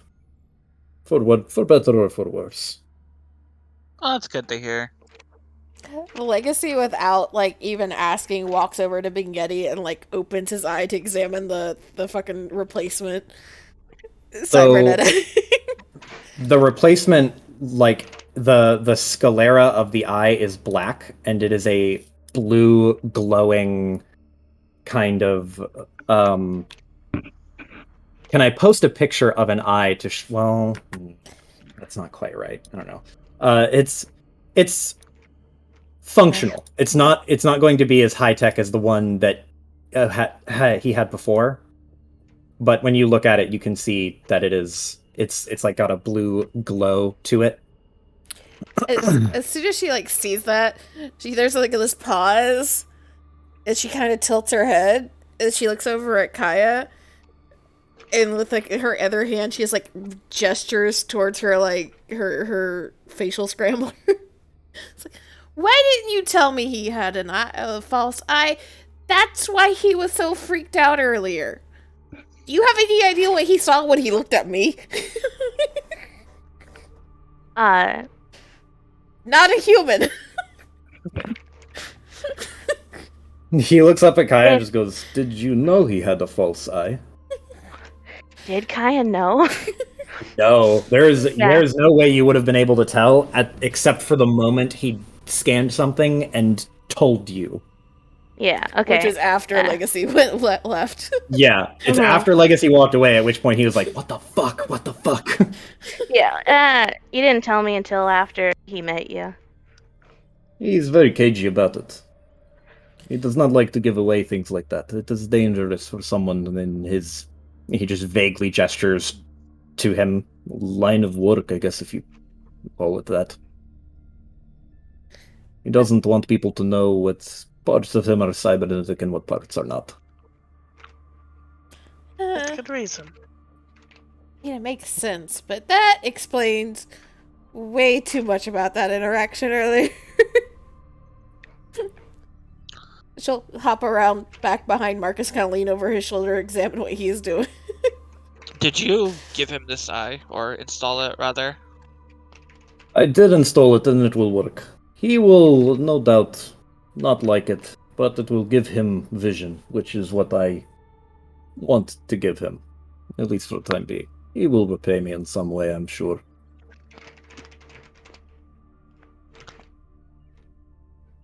Are you referring to the old eye or the new one? Piper? Yes. He gave him the replacement. That's what he thinks you're talking about. Yeah, okay. Yeah, so he's not expecting him to like pay for it when he wakes up. He's like, he'll pay me back for it somehow. Some way or another. But he looks at the rest of the group and just goes, "So what is the verdict? Did your employer cash out?" More like backed out. He blinks. Backed out. Like, no Cancelled. more deal. Yes. He licks his lips for a second and just kind of gets this tense look on his face.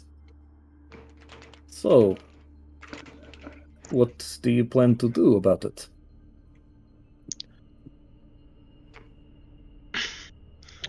I have to wait for him to wake up. And he looks over to Ben Getty. Well, you're all welcome to stay here. You're welcome to help yourself to another food, I guess. And sleep on the floor. I don't have enough blankets and pillows. I sit in a chair or like maybe on a different bed or something, like one of the things. Kick off my boot or my shoe and like, think you can help with this. And he looks over at your foot and he looks at Kaya. He goes, I have a replacement arm that will work better than this, well, road rash that you have. Oh, that'd be great. Well, it won't feel great putting it in. It's very old tech, so it will connect directly to your nerves, and that is a son of a bitch when it turns on. But it will give you 5 functional fingers that will not just crap out halfway through the day. And he wheels away. That pretty boy knows how to do it, probably. And he will wheel over to Lockhart, and then Marcus just points a finger at himself. He's like, "Am I pretty boy?" Well, Yeah. I guess is he? Is that like a derogatory way of calling me pretty, or like a compliment? I don't want to know. I Take want to it. know. Take And it. that's why you're pretty boy. And you know, Marcus, this is why you're smart. He looks at you, and then just shakes his head and just goes, "I'm just gonna install the new arm. Just gonna install the new arm." Yeah. Thanks. Can I have mean, the as old long- one? What the fuck? Why? Can I? No. What are you gonna do with it? It's mine. What are you gonna do with it? It's mine. Test some shit out. Stuff he wouldn't let me do to it before. No, you can't have my old arm. Why? Absolutely not. No. Fuck Let off. her have your arm, Kaya. No. She'll make it even better and cooler. Hi, don't be a square. Oh my god. Can I be knocked out like Mingatti? We can bash you over the head. At this point, I'm willing. Fucking willing. I'm gonna go to like a clothing store and buy replacement clothing because I don't think Linus wants to run around in the race queen outfit anymore. You can certainly do that at this hour. I will also say that we can stop here because Amy, you have to go, don't you? Oh shit, I do. Yeah. Okay, I will set up a thing so that y'all can talk in AFK chat. I was gonna say, you guys can keep going. So I was like, can you guys just fucking knock Kaya out? She's like there.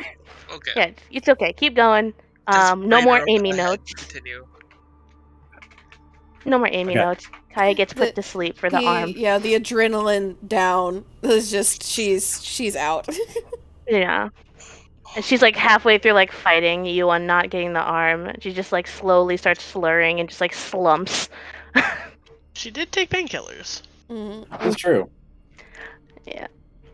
The Okay. last thing she sees is like Legacy going for the arm with an evil grin. Yeah. Fucking Rocket Raccoon. Hey.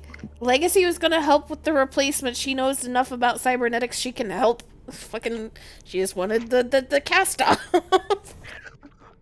Oh shit. Damn, okay. Yeah, Kaya's getting knocked out. I was about to say that this could be her first use of nerd talent. Alright, Yeah. go Alright. Amy. Oh well. Bye-bye. Go. Be gone. Bye-bye. Bye. Good luck. Have fun. Thank you. Bye-bye. JLHF. All right. But yeah, this is a free spot where we can stop now and do just entirely written role play, or we can keep going if you like, Well- and just have a low stakes chat. Just know that Amy's not here to take notes. But she will also be the type that will actually go back and watch the stream. You know what? Fair. I mean, I'm good with going for a little bit longer. Yeah, same. Okay, give me 5 minutes to get water and also pee. 5 minute break. All right. I'll go do that as well. I'm surprised Dave isn't back yet. Yeah, I know. He was supposed to be back at 4. I'll be right back.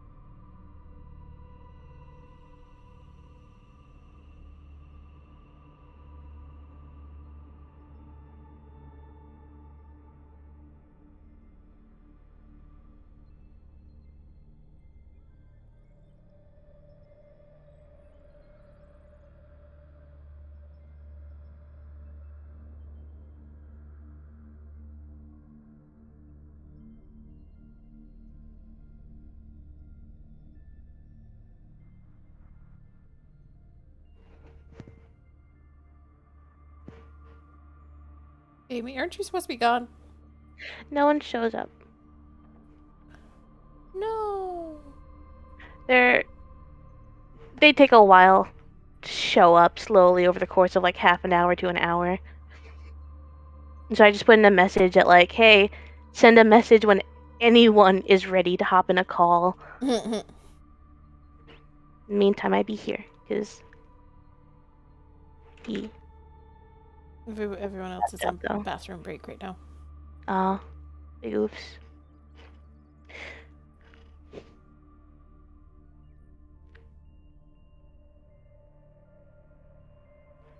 I see. Well, it's less lonely than being in a call alone. Yeah, I completely forgot that you ran other games on Sundays. I did too. Until like 5 hours ago, because I was like ready, like, oh yeah, let's do Cyberpunk tonight. I'm like, wait, shit. I can't just skip the other game. I run it. I mean, I'm not gonna cancel last minute. I'm not gonna cancel day of. Like, all right. Amy, you're back. For like a minute. Oh. I just didn't want to be alone in a call while people slowly slowly filter in. slowly filter in. Yep.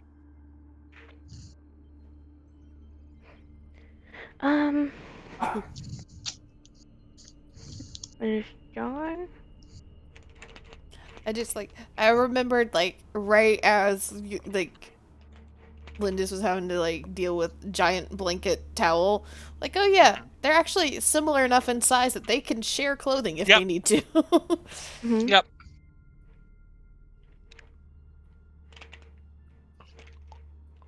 Ah, shit. Okay.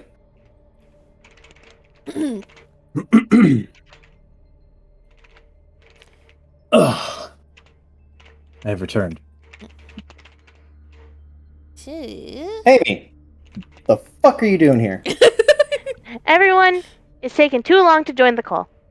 I'm not gonna just like be in a call by myself waiting half an hour for someone to join when I can just be here. Hell yeah. What the fuck? The fuck was that? What the shit is going on? What We're being hacked. Holy hell. the fuck? That was loud. What the fuck was that? Where did that come from? Whose mic was that on? I don't know. Was it Iris? Was it a phone? I am deaf. Mm-hmm. Let's see. I need a good. Anyway. I imagine Marcus and Legacy have helped Kaya over to like a bench to lay Yeah. down on so that we can deal with her arm. Yeah. There are in the office. There's one rolling chair. There's a stool, and there are two like bed-esque surfaces. There's the operating table, which Bengetti is on, and then there is one other, like essentially a stretcher. Bye bye. By me. Where Kaya ends up Hello? as Amy disappears. I am back. Hello. Hi.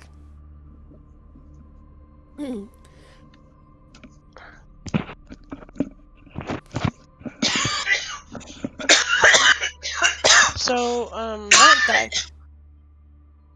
so my dad's gonna be back in about 15-20 minutes. So we'll have to break or something so I can get him all situated. Gotcha. Gotcha. Just as a heads up.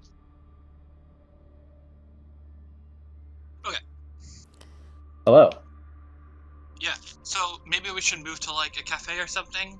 Lindis will suggest get out of their hair.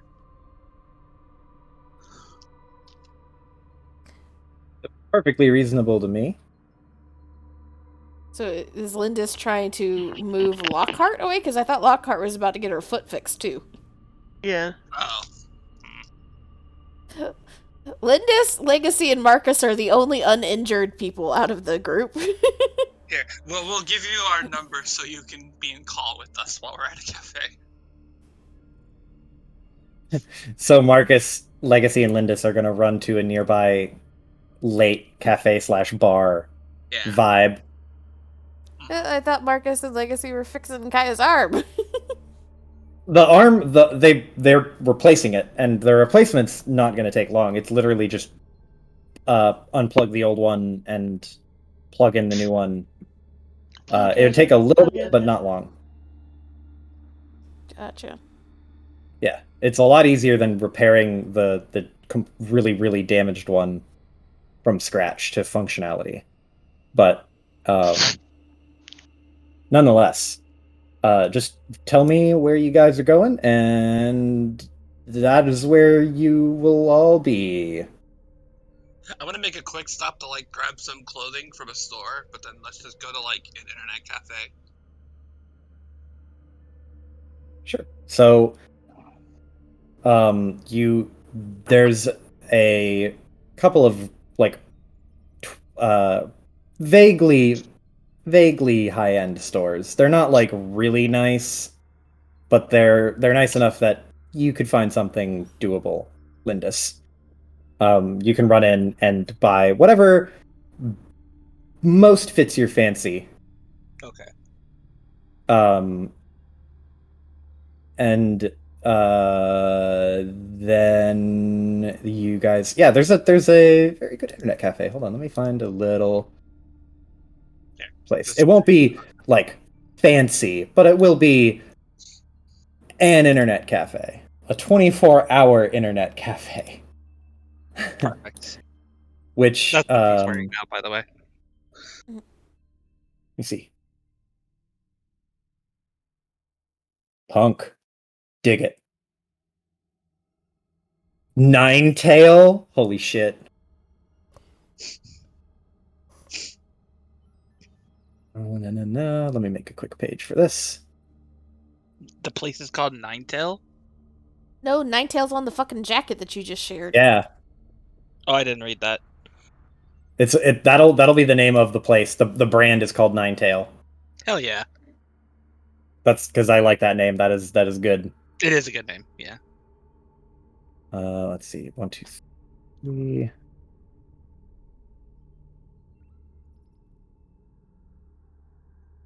Wonder if Foxo had a sponsorship with him, huh?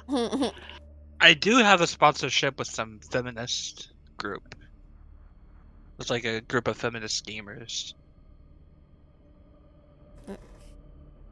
By the time we managed to get to the cafe, Legacy probably is starting to look like she's running on her fumes a little bit, for as usually twitchy as she is. It's a lot of adrenaline, a lot of physical activity for Legacy. My friend will have your finest Red Bull, please. So the place that you guys end up going is a little like neon cafe chill place. There's a couple people there, just typical like nightlife crowd. The place is called Tracking Cookies, and they are also a bakery. Perfect. I love it. When you walk in, there is an android woman who is standing at the counter, and she has like a very sleek, like light blue or like a sky blue colored chrome or a sky blue colored plating outside, and very like atypically human shaped features. Her eyes are like a digital screen, but she has a sculpted nose and mouth. There's no like the mouth doesn't move when she speaks, but like it still looks more human than not. And when you walk in, she goes, "Hi there. How can I help you?" Red Bull for my friend, rum and coke, and ooh, chocolate chip. As you speak your order, it comes up on the screen behind her, and she nods and just goes, "Very well." And then, in like you can see in the background behind her, there is a door into the kitchen area, and there are people just moving back and forth. They're not in like a great rush, but they are moving around. You're welcome to sit wherever you like. Perfect. We'll go to like a corner booth. Yeah, find a corner booth around. Let me go and gotta get less tense ass music. Need like a So Cyber jazz. who all has gone into Cyber Cafe? It's Lindis and Legacy. Did Marcus and Lockhart come? If nothing else, we have Lockhart on phone call with us. Marcus will go with you because the other two are safe, and Voloska is plenty competent that he's willing to shoo him out the door and be like, "Go be with your women. I don't fucking care. Go with my hair." Like, not they're not my women. He just walks out the door.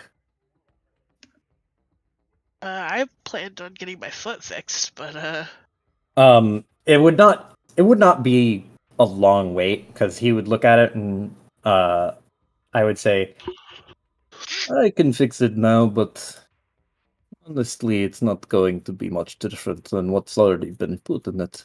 I'll just apply a different chemical." Jam too. fair. So for the sake of the narrative, you are Yeah. I'm like good. free to go and wander around. It's basically just gauze. Is change the gauze kind of thing, basically. Probably Yeah. gave For her some now. like numbing gel or some shit so she doesn't feel it quite as much. Yeah, he gave you like ostensibly a nice like numbing agent that would make your foot tingly and not sore. And he also gave you what is effectively called like liquid.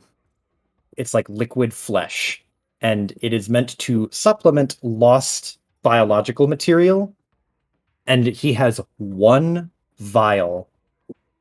So he uses a very small portion of it. The vial is about the size of like, it's about the length of a number 2 pencil and about the width of a quarter. And he uses a small dollop and puts it on some of that hemorrhaging liquid or hemalurgical liquid, and then reapplies it to the hole in your foot. And he's like, that is probably the most extensive treatment I could ever offer, but I don't really know how to prevent your foot hole from becoming incredibly infected without filling it in with something. Don't pick at it. And he points at you. Wouldn't dream of it, Doc.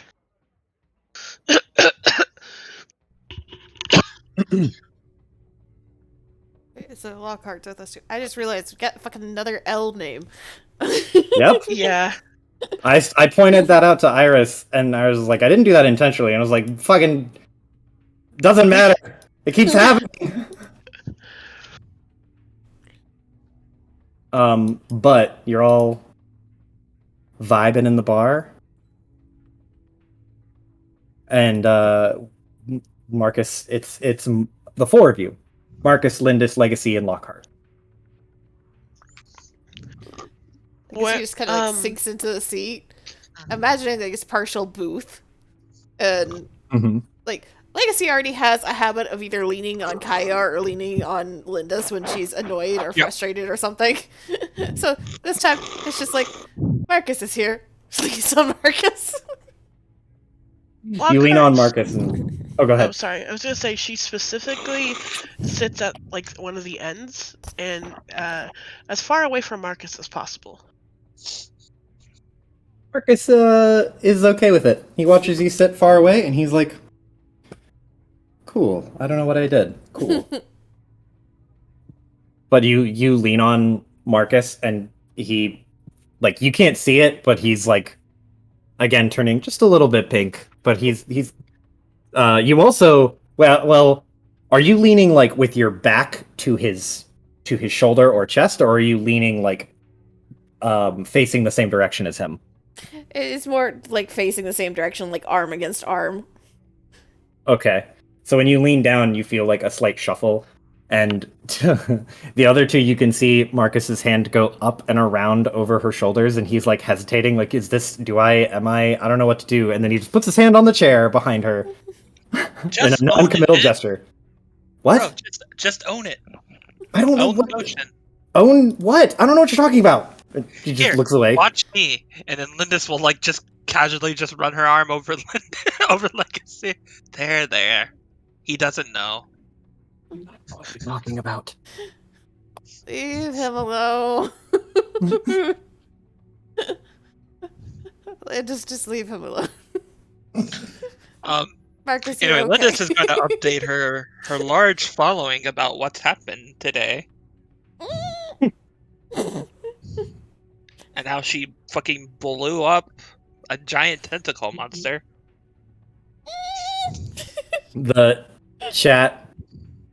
chat's just going mental, and they like there's a mix of people who are like just calling bullshit, just like, no way, absolutely fake news, I can't believe Mother would lie to us like this, I'm so humiliated. And then someone else is like, I knew it, I was right, aliens. Can I take it? Will you let me take a picture of the thing? What? No, Take a picture of what? You don't Tentacle? need. No, you're not doing that. No. Look, I gotta get my clicks, okay? Yes, but Almost died, not clickbait. You can't be associated with this thing until we 100% Well, that's know too late. who was. Yes, but you can still say that it was from some bullshit lie that you just told. You start sharing pictures of things, and it becomes proof, and then you're tied to this thing, and there's gonna be some fucking like cartel, big company, Gestapo come to fucking chop your head off. I'm also gonna be like, hey, I'm at this cafe if anybody's nearby and wants to hang out. As soon as she sees that, Legacy gets up and walks out. Yeah. No, I- Lex, come back. yeah, I was Oh, gonna okay, say. never mind. Never mind. You guys are such killjoys.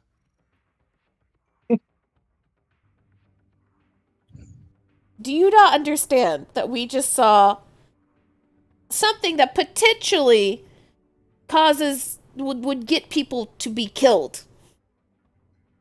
Well, we didn't die. We're fine. Not by Uh, it, by people that don't want you to know that it exists or that it has weaknesses or other things. It's worth noting that I think this thing did almost kill us. I mean, I'm not hurt, but if it got a hold of me, it would probably be not long before I was from not hurt to totally dead. Exactly. You guys need to relax. Oh, look, our drinks are here. They have Red Bull in a very fancy glass. I know I am crazy and busted in the head, but what kind of busted in the head that this is concerning to you? Well, we dealt with it, and being calm is part of the job, you know? Part of the job? What is your job? Oh, I stream. You're a streamer? Yeah, you haven't heard of me? Signal Ping. I'm a world famous video game champion. No? None of this? I know. Oh, what's his name? I used to follow him a lot, and then he just kind of fell off after the pro scene. I think his name was like Mitchell or something. I don't remember. And you know this as oh fuck, what's his name? Oh no, did I get it wrong? Shit, where is he?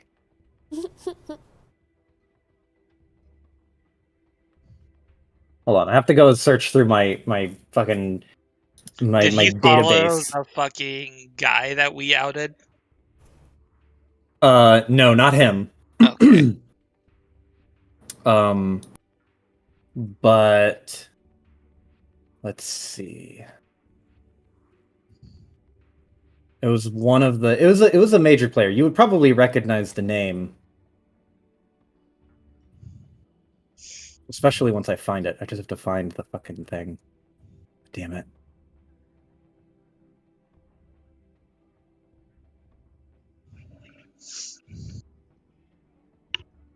Well, I'm looking through the things. I see a Kimbo Jeff. Not Akimbo Well, Jeff. If you're looking for an M, it's Michael, which would be Cosmic. Yeah, it's Cosmic. Oh yeah. I Yeah, stream him all the time.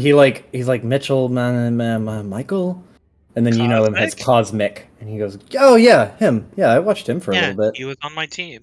We often play together. Oh. Well.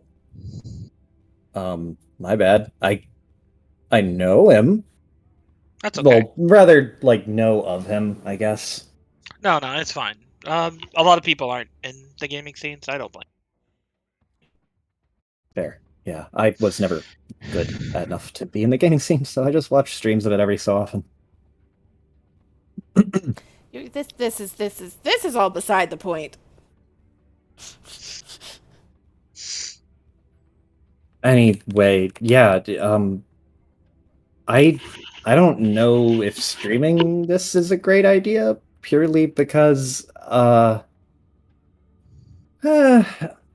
this is the type of thing that I mean, I don't know, would people like put a hit out on us? Is that a thing that happens? Well, they hire people like her, and she like motions towards Lockhart. Have you killed someone before just been paid to do that? Actually, you know what? I don't want to know. I don't want to know. I do. No. I'm Have you been not- hired to seriously maim, injure, or harm somebody?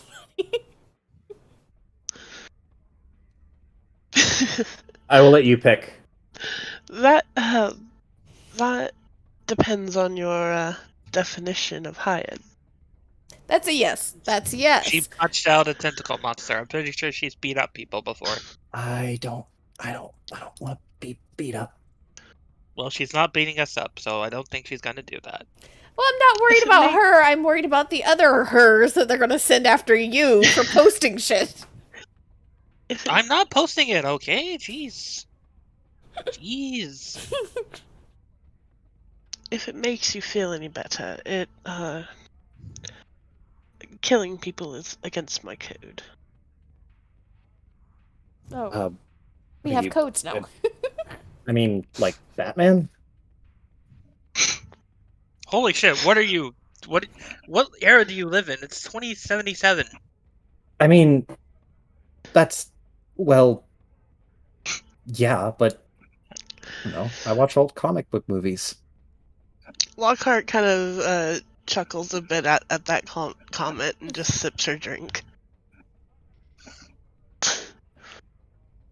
The not answering thing is making me more nervous, but you also said that you don't kill and made that more of a point, so I'm probably safe. And he just, like, confidently sits up, like, sits Besides, his I'm elbows pretty on the table. I'm pretty sure she's with us now anyway. Sure, I'm not paying her, but she got screwed on a job. You got screwed on a Sure. job?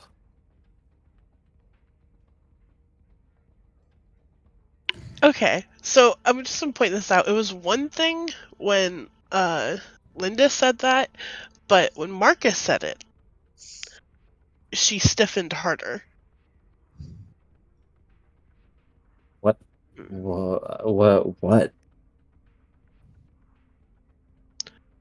She looks away and just says, "Yes, my contract was ended."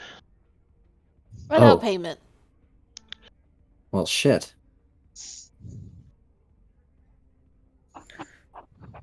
I guess I'm sorry to hear that. I feel like that's a weird thing to say, though. Are you planning on doing something about it? Me? No, not you. Her.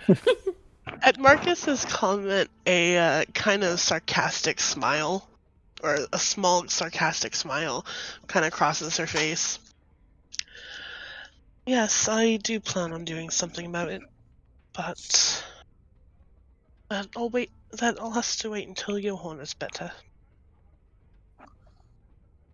How do you know Ben what's his face?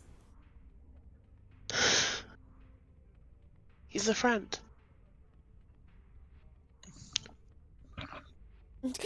Legacy just does the like and gesture. Marcus is like he every time you bring up Ben Getty, he like has this moment where he's like, I feel like I know that name, but he doesn't voice it. He just has that look on his face as he's trying to remember something, but can't quite get it. Why don't you search your fancy company archives for the name then? Me? No. That is I don't readily have access to certain files. Does he? I don't know. Give it a try. Maybe- See what you get.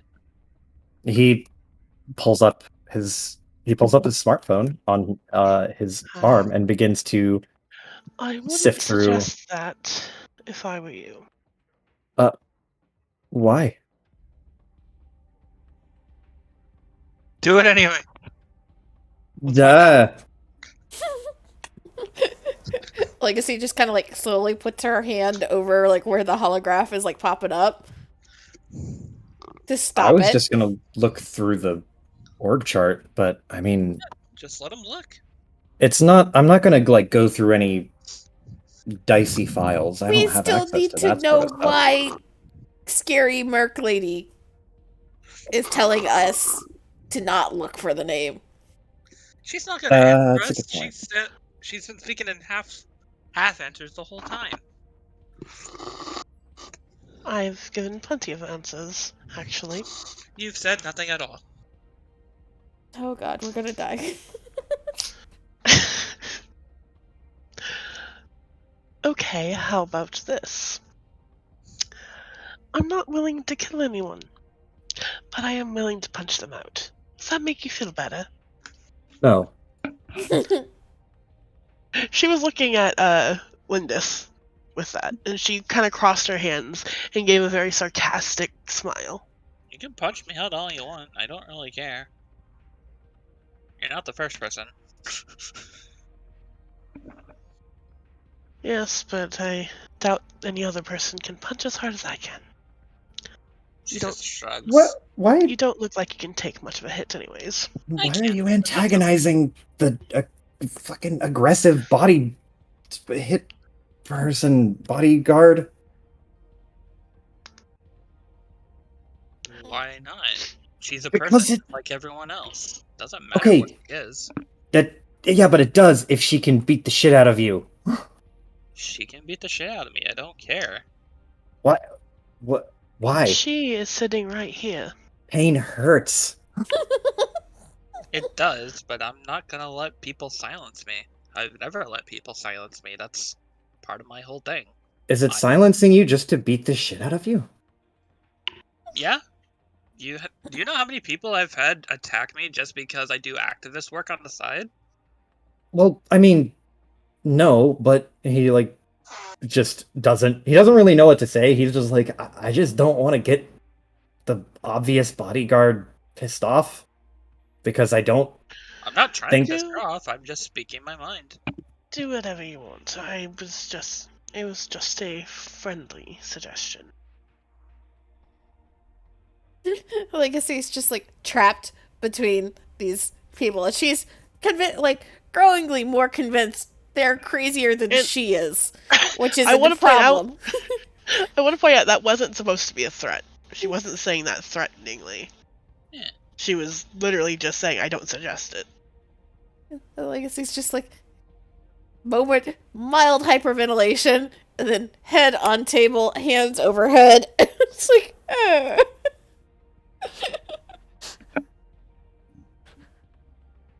This is why I don't leave my computer in my room. This is why I don't do that. I should not be here. Well, I would like to point out, you were the one that kicked me. Technically, I should have the biggest grudge against you. You were grabbing him for no fucking reason. She was joking. Like, she was just teasing you in a weird way. But she also can't, judge anything, because, again, head on table. Forehead is touching table. And hands over her head. Marcus just nervously sips his drink. Just I don't know what to do. Are we supposed to be like a group now and take down an alien cryptid thing? Is that what we're supposed to do? Not until I dissect that thing that she has, and she is lifts one hand up off of her head and points in Lockhart's general direction. You can take the crumbs. It's not if like you we're a want. group of superheroes. We can't. I mean, I threw a thermite bomb at it and it's still alive, so. In the long run, not much we can do. But you can Technically, get it's not your job. information out, and information is useful in the right people's hands. We just gotta make sure it Didn't gets you to the right guys just people. stop me? Didn't you guys just stop me from posting information? To fucking Twitter and your thousands of followers. I'm talking about I the people that Guess if you I could know, post it anonymously? which We is can use also what's something I Facebook can we do. Would that be silencing if you posted it anonymously? I'm just gonna shut up. And he just continues sipping his drink.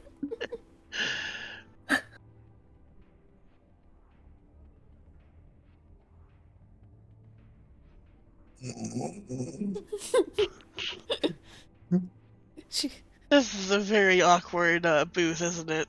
Yes. Like she's like slowly pushing herself back up into like a proper sitting position. Just like staring at the Red Bull. She's Anyway. not touched it. She's like, oh. I chose an internet cafe so you could get to hacking easily. I need a good burner laptop though, and a couple of good burner IP addresses. I need my gear. You can go home. I could probably generate a remote connection to one of my old laptops. I keep all of them hooked up just in case I need to reference something. Is it one that you're willing to just trash when you get home? I mean, well, it's kind of got sentimental value, but I guess if it's, I don't know, is this for the greater good? Would it be selfish for me not to? He just waves his hands again. He's like, it's probably worth it. You don't feel Just- obligated to do anything, alright? I don't feel obligated to do anything. I just don't really know what to do. I mean, he gestures to Legacy and he goes, before I ran into you at one of the least likely places I would ever think to run into someone like you, I just worked a 9 to 5 at a fucking tech company. I don't know. I don't have ambitions. I just kind of did what I was expected to do. You know, the whole like parent pressure thing. Fuck, I don't want to get real. Give me a second. He like pulls his arm up, and then he actually opens up a compartment and has a pseudo deck in his arm. It's like a less high-tech version, or it's a non-holographic version of what you have, Legacy. Whereas it's not necessarily less high-tech, so much as his is just physical and not hologrammy. But he starts clacking away on it, and after a minute you can see it's a little difficult to tell, but you can see that he has remote connected to one of his old laptops at his home, and he like just slides over so he's a little bit like closer to you, and then leans over so that you can see the screen on his arm. And he just goes, yeah, so it might lag because we're kind of going through a computer to another laptop, but I mean, you could effectively do what you got to do if you know how to set up a fake IP remotely, which you 100% do. Yeah, and he would be aware of that, I think, because he did have to go through her like white hat hacker shit to find her. Yeah, he's sort of just tacitly asking like, you want to do the hacky thing on my arm? She'll look and kind of like she was watching very intently to like confirm the process and make sure that she knew exactly what he was doing. And she kind of looks at his arm for a minute, and then she's kind of like sighs. Okay, don't think you're gonna freak out because you did not freak out earlier. Don't freak out. She'll like essentially to try and give it a boost. Will pull the like hidden wire from her arm, and she like looks at him like, "Can I?" He like, so the way he's sitting is his right arm has the deck opened and unfolded as part of his right forearm.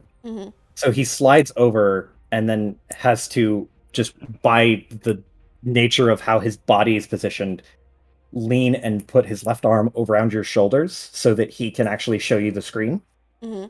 And he like is very close proximity and just kind of says, look, I mean, I'm not going to be any more weirded out. I saw a mythical creature tonight, and that also happens to be the same night that you kissed me, which was a lot. That's a lot to take in. So no, I'm not weirded out. You can go ahead and plug your. And he wiggles his arm, like his right arm. He's like, you can plug your connector cable in. It's She- fine. She He kind tried of not to say input. Yes, he is pointedly avoiding the word input. she kind of flinches at the mention. Like, I guess I'm sorry about that. And No, that was. I mean, it was, and he's like bright red, and now he has totally forgotten that his computer is on his arm, and now he's like doing that defensive wave thing. He's like, That is not what I was trying to say. I was, and he like rubs his hands on his face. And he just stops and then just holds his arm out and then keeps his left hand over his face and just gonna breathe. she'll plug her hacking shit into his arm for a second, and she'll start working. And okay, there are a couple of things she needs to do. I need to prioritize which ones she needs to do. Joe, who's my soft NPC that you were giving me? The soft NPC was going to be Cosmic. Oh, okay. And he was at the motorcycle meet, but I didn't get a chance to show him Okay. before shit went way down. You could have him show up here at this random place. Smile. I'm debating. He's working on it. Yeah. But she will start working, and this there's. I guess I need input from you guys of what she needs to be doing first. Because number one, she needs to try to backtrack through the person that hired her for the original job. Yep. Number She needs the two, information out. she needs, She needs to get the info out. She needs to get the info out. Number three, she also still has the quarantined bit of this thing on her arm that she wants to tear apart and figure out exactly what's going on to get more information on it.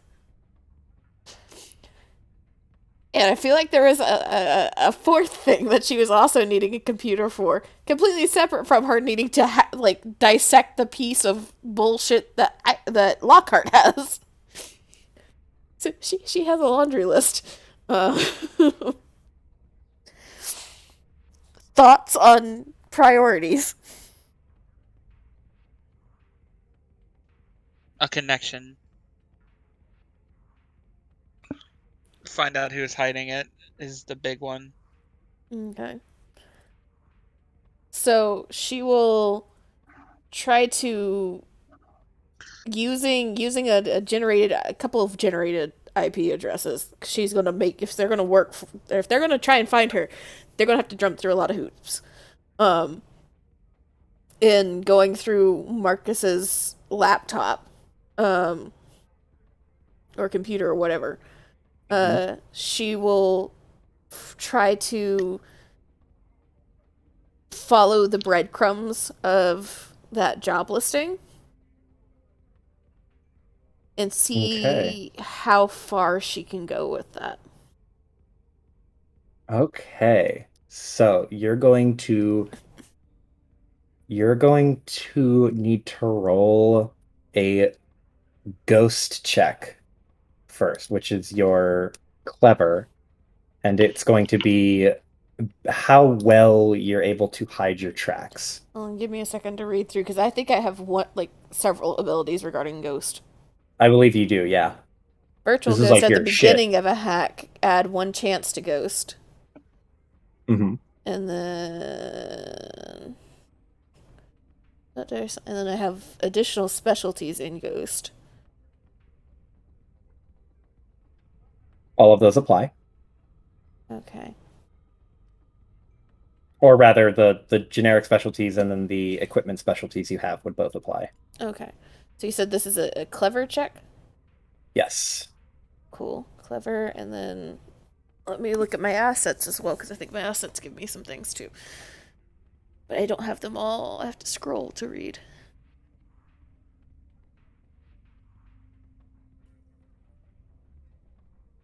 One program asset. Okay.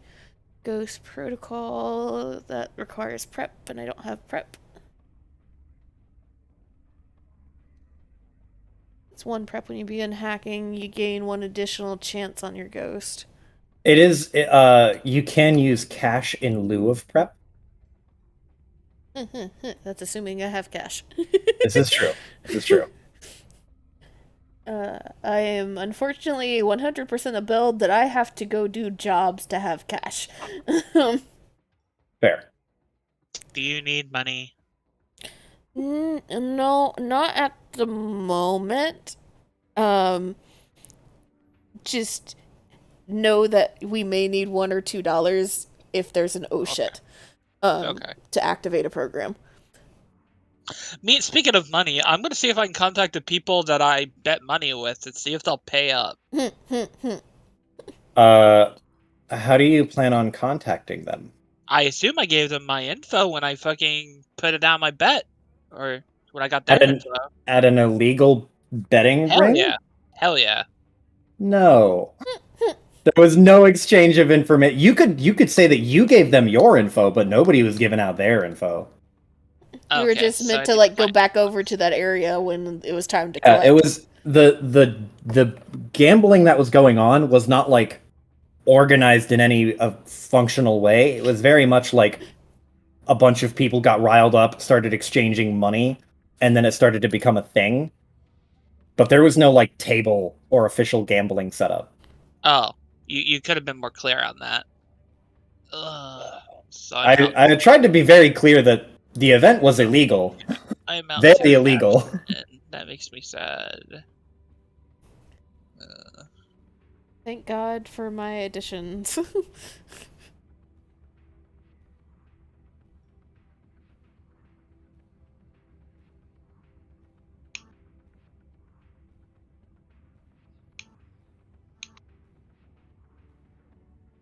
Okay, Joe. Oh, did you roll? What? Yes. Oh, you rolled- oh, sorry. I didn't even realize it. So this is your ghost, your first ghost, right? Mhm. Okay. All right. So you will succeed. You will have 1, 2 plus 1. So you get basically three ghost, like penalties, right? It's like you get Mhm. 3 pips 3 lives. before. Yeah. 3 lives. There it is. You have 3 lives. Okay. So she starts digging. And what do you want me to roll? You're gonna continue rolling hacking for the extended portion of this. And like also, the- I want to point out as well, because I just remembered this as well. If I get +1 to against cartel stuff, +1 on all hacking and social roles made to infiltrate cartel. And you also get +1 similar regarding. You also get +1 regarding dreamers. Just attacks against them. Just attacks. Okay. Yeah. The don't be evil is +1 on all hacking and social roles made to infiltrate a cartel or similar corporation, and a +1 on all attacks against streamers. I will say you won't get the +1 for cartel checks unless you explicitly search relating to high up companies that are rumored to have cartel connections. It's also If you want to corporations. just Similar corporations. yeah, Any- that's what I any- mean. It's like any if you start sussing out explicitly high end corporations like that rather than just like broadly like looking. So the idea is you could cast a wide net and hope to find a lead, or you could cast a narrower net and hope to have a better chance at catching something. Well, she's kind of trying to first go for a narrow net. She's trying to like trace the account Okay. that was on this board that paid her. Yeah, then Also, that. Oh, go ahead. I was gonna say, I was just thinking about it. I don't know if a fixer would be willing to give this kind of information, but if someone bails on a contract, like, isn't that kind of a Yeah, big thing? that is a big no. No matter like anywhere along the process, if somebody just up and is like, no, fuck this, and then stops and doesn't pay out, that means there's like it becomes like frontier justice, right? So if the people involved want to take action, it's up to them to make that call. Okay. So I can potentially contact my fixer, and they might be willing to give me some info, basically. Yes. That might help out here. Now that I think Yeah, about it would 100% depend on if your fixer is willing to be like, yeah, you know what? Fuck this guy, let's get him. Or if the fixer is aware of something and is like, hell no, and backs out. Yeah. Or doesn't back out, but rather like declines giving you information. Yeah. So, For some reason, I'm getting like John Wick Continental vibes. It's a little bit that. There's a potential for like, okay, imagine you're like doing a job and you get paid from some gangster dude to do something, and then you find out that you were double crossed, and then you're like, hey, who was the guy who double crossed me? The gangster dude knows it's John Wick and is like, fuck no, if I tell you who it is, I will get my ass killed. So it could be that situation, because that person knows who the fixer is. The fixer's neck is on the line. They are the bottleneck of information. Yeah. As an information broker, I can try and look up stuff as well. This is true. So I'll try and contact my fixer. You would have a lot of fixer contacts as well. Well, maybe not a lot, but you would certainly have at least one or two contacts who were fixers, who you would have been like associated with in terms of if someone wanted to go through a fixer to get information, they would have gone through them to get to you. To Lindis? But to Lindis. Okay. Yeah. So you, but for sure, Lockhart, you 100% know the contact information of your fixer because you only have the one fixer. Yeah. So you can reach out to them and do your and ask your question. But really quick, we had Legacy. You're doing your hack. So you are going to go through your history and pull the original post that led you to sewer monsters, right? Mm-hmm. Okay. And the person she had to send the pictures to. Yes. So go ahead and roll me a hacking check. This will be to trace. Okay. Which is, of course, clever. Mm-hmm. I'm just double checking my additions here.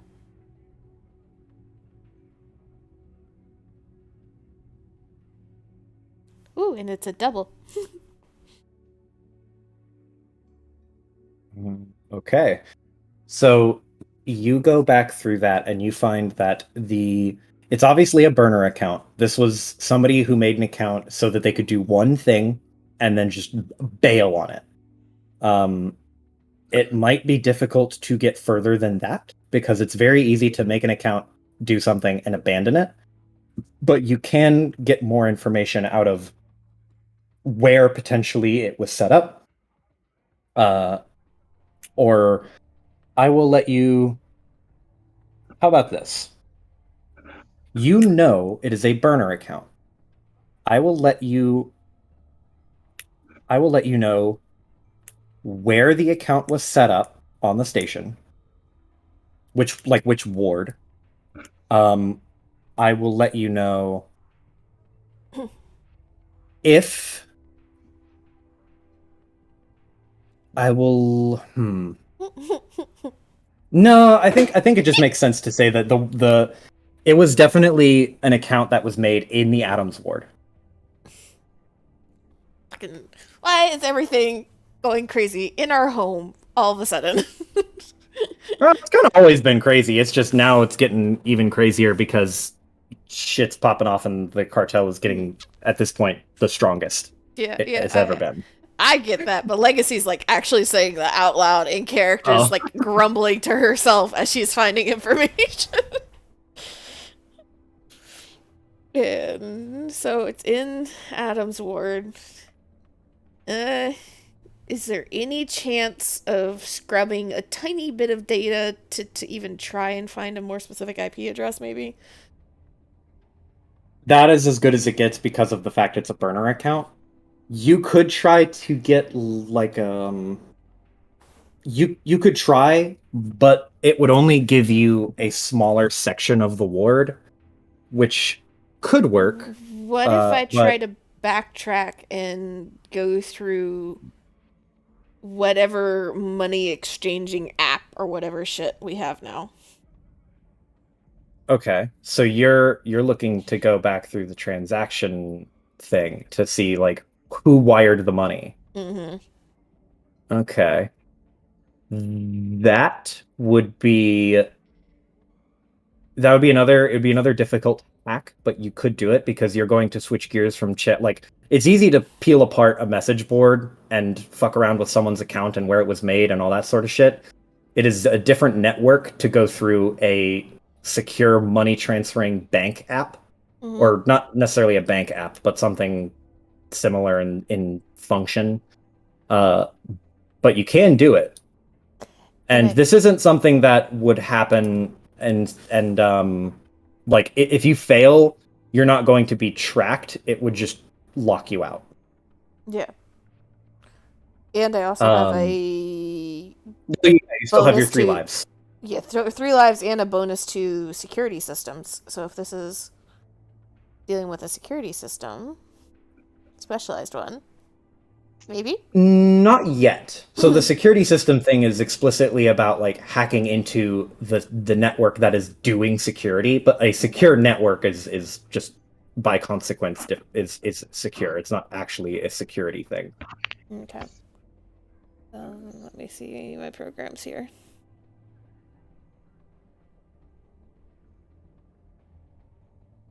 So once I'm in the network, Trying to find a fucking good Ben Getty picture. Yeah, okay, in a minute. reduce level by 1. While you are going through your programs, I will say, Oh! Oh! holy shit. What a fucking crit. Okay, well, Damn, girl. you... I want you to notice that I only really tend to crit during like the rolls are accurate to Legacy's character and have been this entire game. fucking crackpot, crackhead hacker. Okay, so you... I mean, you never hacked something like a money transferring app before, but you have a hunch about something, so you start to kind of dig into it and see how deep it goes. And you are both lucky because it is by happenstance that it both works this way and you managed to hack through it. So you've seen a similar like internet security system. So you're just betting that it operates like that. And it turns out it does. And you'd also notice that as you get access to the interior of the system, the wires, like the wire transfer of funds, it is like a fucking straight arrow pointing to whatever specific thing. So you have a 100% accuracy chasing down any individual line for a transaction. And because you took part in this transaction, you also already know which transaction to follow to get back to a source. So you fucking you go backwards from your original transaction that came through. The pithy amount of cash you got for nearly dying. And as you go back through it, you find that the transaction took place from an account that is. This account is labeled as, I believe it is KT09. Cat of 9. And KT09, I'll type it here so that you have it. KT09. And that address, you start to look at the other transactions that go through from this address. This is a fixer. This is a person who gets some sum of money from an offshore account, and you can see that it is an offshore account. And then this money is funneled to them. They take a cut, and then they transfer it out. So you can't necessarily pin every inbound transaction to an outbound transaction, but you have a strong hunch as to like, okay, cool. If he's taking 15%, you could see that this transaction relates to this one. It's coming in from like some Swiss account. This is coming in from some Lebanese account. This is coming in from over here.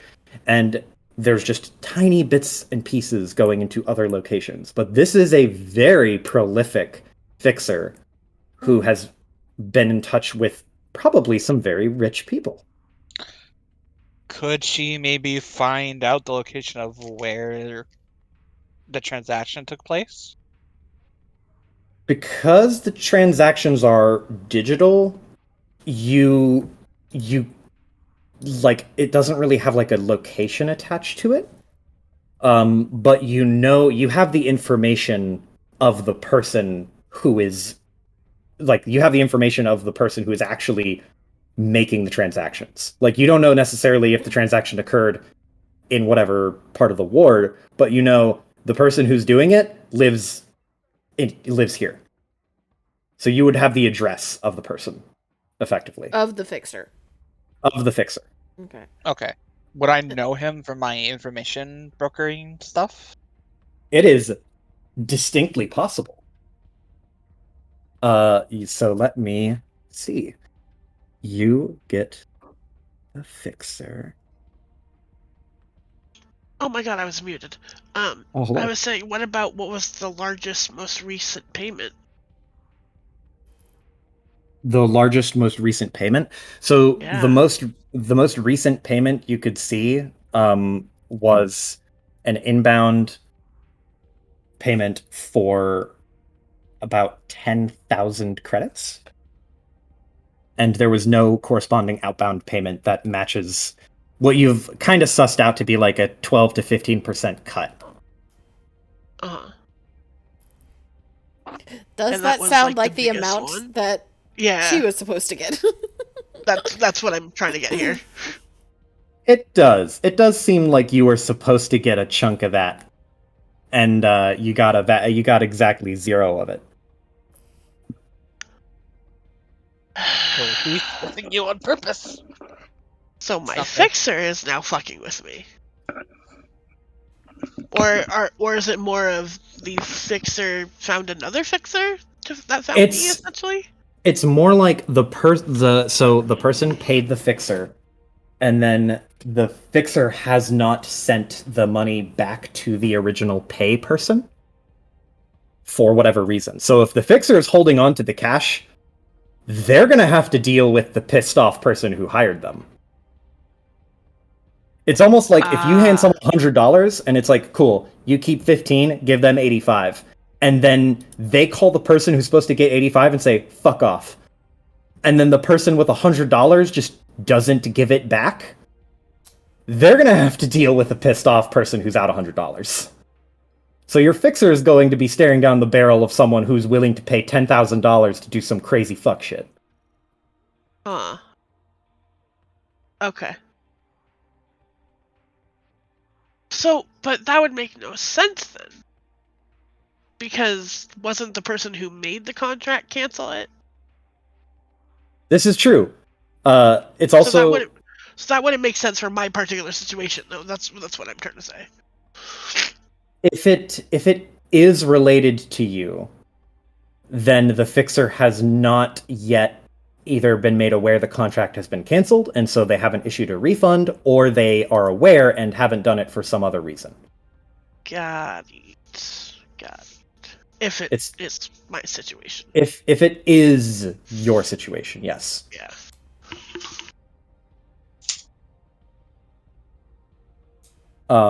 But you find the name of this hacker.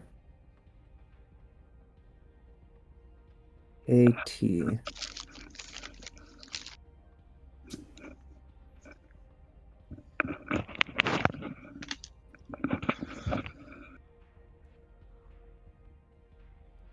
And also, the White Legacy is 100% making note of the offshore accounts as well.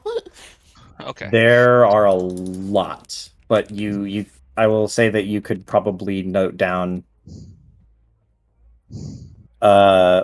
say like note down like 5 or 6 that seem to appear more often than others. You're not entirely certain if it's something that you can't know on your side. They might be coming from one person, they might be coming from 5 different people. You just know that there are 5 different accounts that appear more often than not. Yeah, she's not digging into the offshore accounts at the moment, but Okay. that might just be a passive curiosity for her later. So you find this fixer's name and address. They are in the Adams ward, as where their burner account was located, and their name is Kiruna Tethys, and I will post that here. Kiruna Tethys. And you know this name, Lindis. This was someone who explicitly worked in... This is someone who's like... Okay, have you ever seen BoJack Horseman? No. No? Fuck. Okay, have you ever seen... This is like not a well-known, like, high up competitive person, but they are... You're familiar with them by way of intersecting opposing forces. So this person, you have bumped into this name multiple times in exchange of information. This is a fixer who's very prolific and has not a reputation, but it's a name you've heard multiple times before, and they've typically shown up as sort of an opposing force, as much as an opposing force can be when they're trying to be like a neutral money handler and job setter upper, right? Like, opposing to me specifically? Opposing to the people who you worked for. Like when you were information brokering, this person was more often than not located on the opposite side of the fence from whoever you were brokering for. Ah, this bitch. Linda said. Yes. You definitely... Yeah. So they're like shady. to a notable degree, this would be someone that Lindis you recognize as like from like a particular job where there was a high profile like new clothing design, etc. And this particular clothing was meant to be a part of a what the fuck's called? Augment. And that profile got leaked, and you were tracing the leak, found out that it came from inside the whatever company you were hired at, or not hired at, but contracted at, and that person leaked it, sent the information to Kiruna Tethys. and Karuna Tethys forwarded it back to their contact. That's the type of interaction. So it's never someone who's been the opposing force, but they're constantly facilitating it, and it's kind of annoying. Yeah. Okay. Yeah, this is a slippery bitch. She has plausible deniability, so cops can't touch her. She gives information out. Usually doesn't care who it hurts. I know where she lives.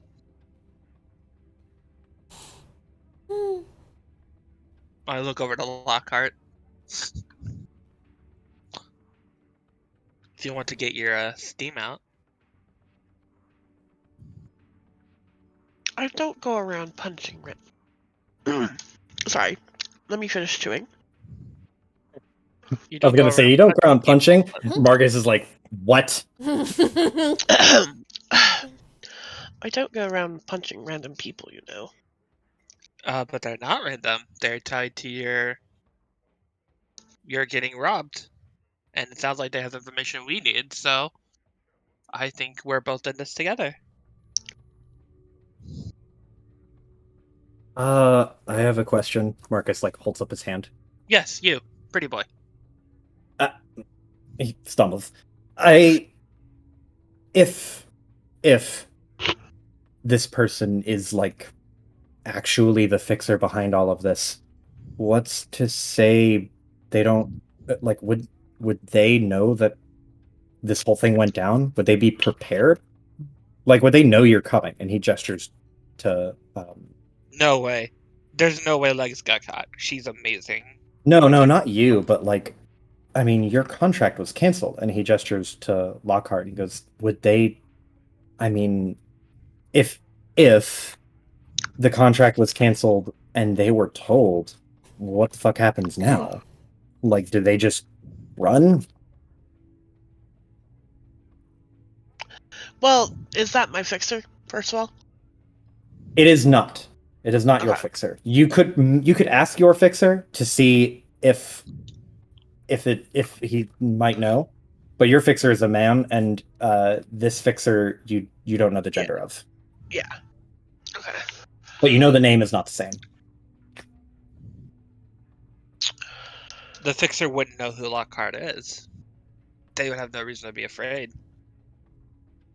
Well, That being said, they it doesn't seem to be my fixer, and how do I put this?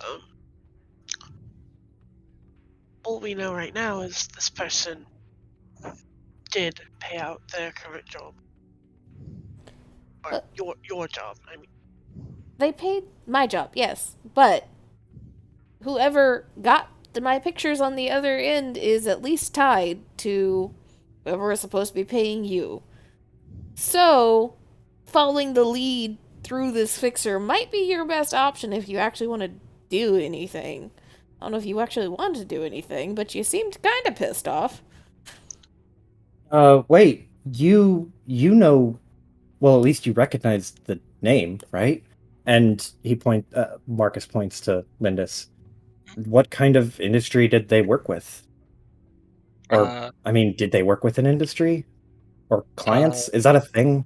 She often dealt with like fashion industry when I dealt with her, but she could have her fingers in a whole bunch of other pies too.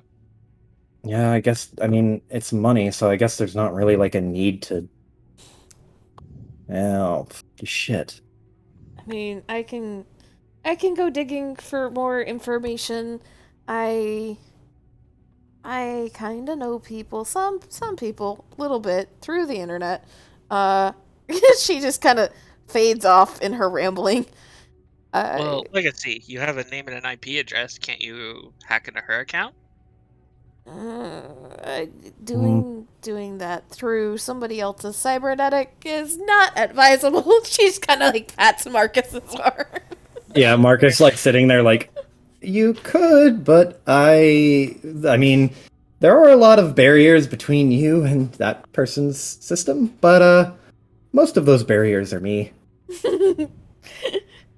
Yeah, she just pats his arm. I can do that when I get home. But let me Okay, try fair enough. this.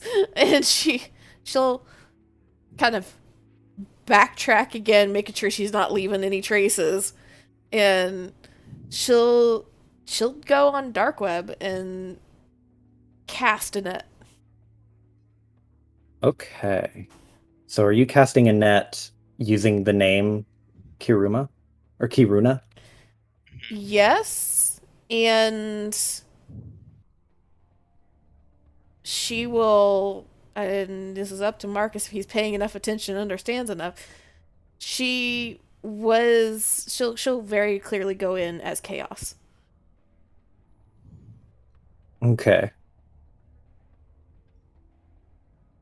So something with a little bit more weight behind the name. Okay. So, all right. You can roll. I will give you advantage on this because you're going to use a different pseudonym. And you can roll another hacking check. Your 3 lives still matter for this purpose as well. Yeah, and she's not necessarily. She's the net that she's casting is not meant to be attacking, more of just like, does anybody know this person? I'm interested in this person. Like, that kind of first initial prodding. Gotcha. 13. Okay. Didn't roll one. Yeah, Give just it. roll one more d6. Eh. Okay, so 16.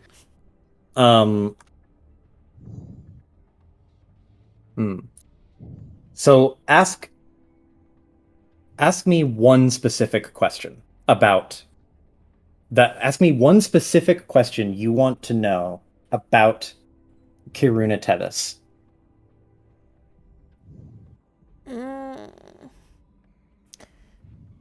It cannot be a. I will say now, it cannot be a multifaceted question. Well, it's not multifaceted in what information I'm wanting. I just don't know how to phrase it. Okay. It's the what pots are her fingers in, essentially. Okay. So you want to know what so I will let you pick. You can say either you can know the companies she is currently involved with, the companies she has been involved with in the past but is no longer involved with, or if she has any connections to a confirmed cartel member. Ooh. But I will not tell you which. You will just know if she is directly connected to the cartel or not. Or she's talking to someone who's directly connected to the cartel. So, that would be if she is currently connected to a cartel. Yes. This would be like she has a current client who is a cartel member. I think go for the either the company or the cartel are valuable enough. I think. Yeah. The other one is kind of like the other one is kind of like a medium. It's like what major companies is she currently involved with, and does she have contact with a current cartel member? The thing with the current cartel member, yeah, it gives us an exact name, but we can kind of know she already works with cartel. You know what I mean? At least it's a safer assumption, I guess. Well, isn't Lockhart often employed by companies rather than the cartel? Yes. From your experience, Lindis, you know that she typically works with higher up, not personal CEO types, but she works with higher up board member types on various companies in lieu of in like a sort of similar facet to how you operated as an information broker, where you're not like bumping elbows with number 1, you're bumping elbows with like number 15 or 16. But it's still high up the food chain for your station. I think the company's the best option then, personally. Yeah. Because if I can't get a specific name, then Oh, ooh. I will also. Well, no, never mind. Never mind. Yeah, what? On a side note, hey, pretty boy, have you worked with this lady before, or has your company?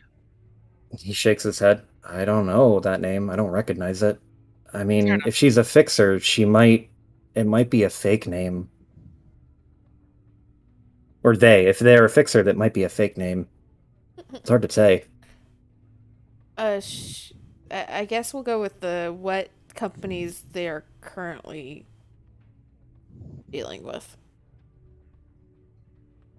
She is currently. Let me get the list of companies up.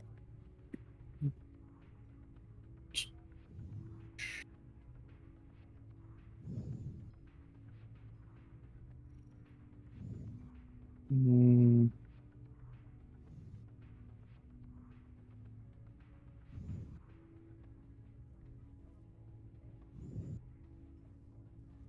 Damn it. I didn't make a list of companies. How could I not do this? Terrible.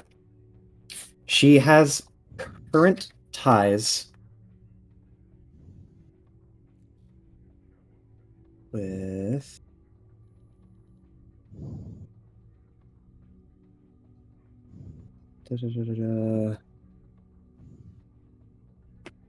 No, no, cat. I can't pet you right now. I'm doing plot.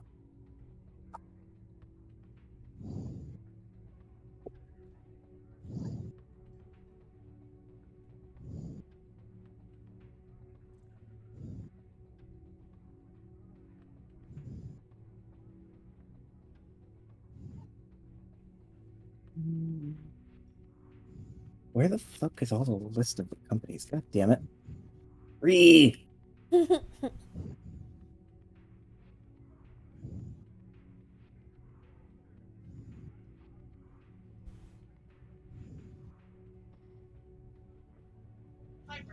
He has connections to Ogre Mech or Mach, Ogre Mach, to Tetsuo.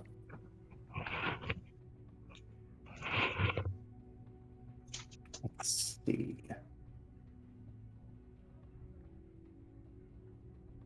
Ogre Mach, Tetsuo, and Omnidyne.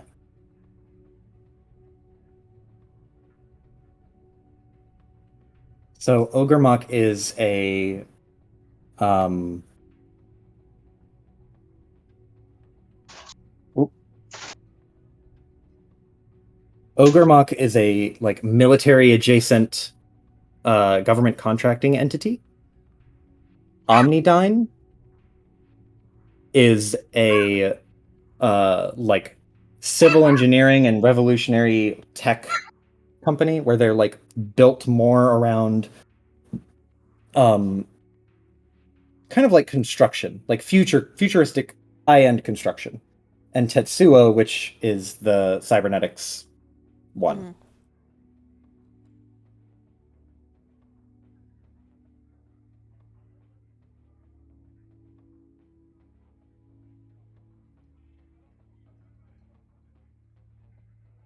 All three of which could benefit from having a dreamer. And are all three of these like flagging in my head as like cartel companies? They definitely could be. They're powerful and they have a lot of resources. Or not necessarily just powerful, but they are um there's a lot of income at those places. They're high traffic, high recognition, Mm. very, very powerful places. Okay. I'm gonna make a handout for all of the companies. And I want to cast one more net. And I think Okay. I'm going to be done after that. For the moment. I want to cast a net regarding the incident that night or tonight. So you're going to ask about like the actual uh fucking disaster Yes. event. Yes. And see what Okay. comes back. Okay. All right. I will let you roll, but you will have disadvantage because that's very, very recent. Does So it word has not spread cancel yet. out the advantage I have because of chaos? Yeah, you know what? It will. So it's just a flat roll. You are talking to people who, if they know anything, they would definitely know this. So, It's just the 14 because it yeah. fucking rolled with the fucking advantage anyway. But yeah, and it's still the first two Yeah. dice. So looking around online, let me make. Can you see that? Okay, cool. uh, you. What do you want to know? What do you want to know specifically? I will let you again ask one question about the events that transpired tonight. Iris, Piper, who do I ask? Sorry, but my dad's coming back, so just give us like 5-10 minutes. Sure. This gives me time to prepare and write down all the list of corporations. Holy shit. I'm kind of glad Amy's not here so that she would remember all of the stuff that I'm going to inevitably fucking forget. Again, you say that like she's probably not going to go back and watch the stream. Damn it, Amy.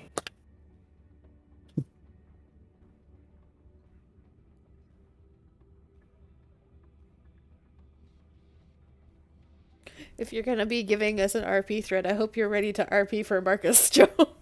Oh no. I have to make a fucking Marcus Tupper. Oh, yeah, I don't have Tupper here. I need to add Tupper into this Discord. 230. Here we go. Thank God I have these little info tabs nearby. Also, I was wrong about Ogremok and Omnidie. So Ogremok, Ogremok is a chemical and manufacturing energy type giant. And they do take military contracting work, but they are more like they're kind of like a big oil energy company. Okay. Omnidyne is the explicitly military defense tech place, and Tetsuo is still the cybernetics place.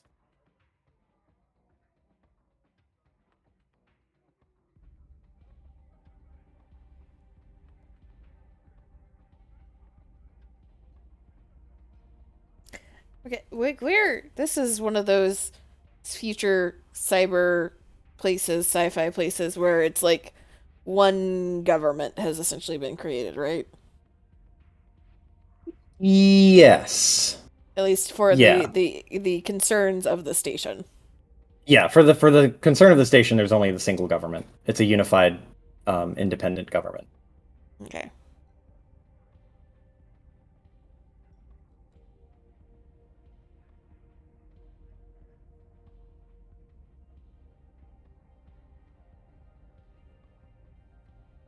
Holy schmoly. Where is my little PDF? Because I can just copy all of it. Do it the lazy way.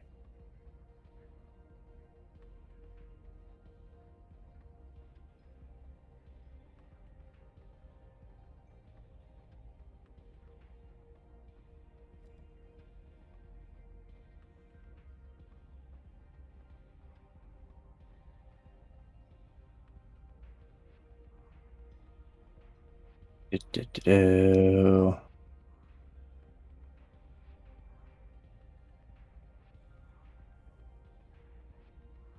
Here we go.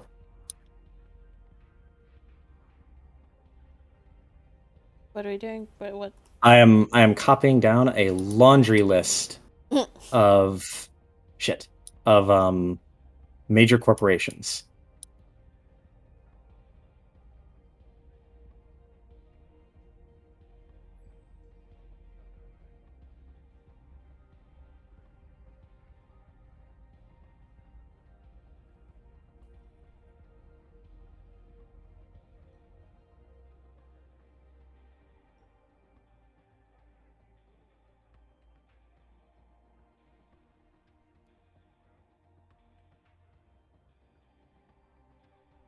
I gotta go through and read all of these different entries so that I know what I'm talking about whenever you're like, what about this one? What about this one? What about this one? Crack.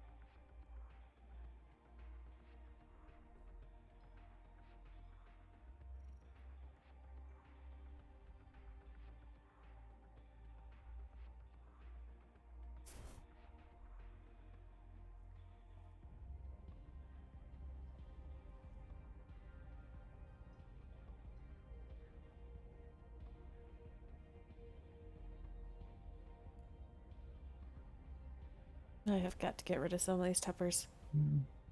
Mini.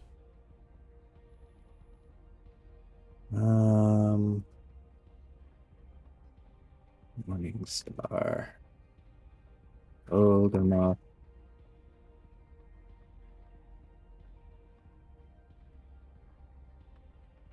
How?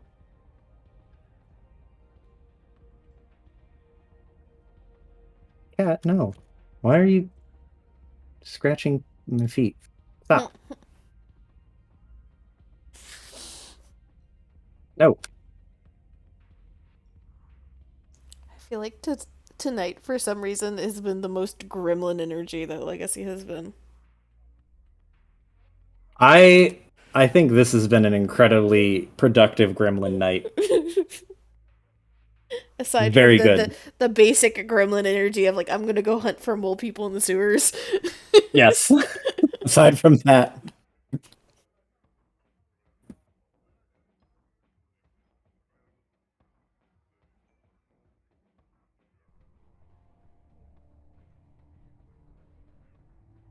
Omnidyne, Pulsar, Tetsuo, Zainavi, Is there Veer. any like good company? There are some that are good. The most important ones are going to be listed here, but there are other corporations that exist that are much smaller or much more varied in size.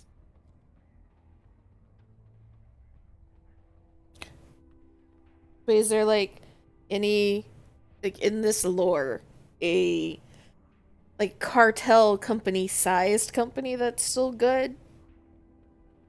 Or are they just like all the smaller ones are the ones that are still decent and the big ones are just like inherently bad?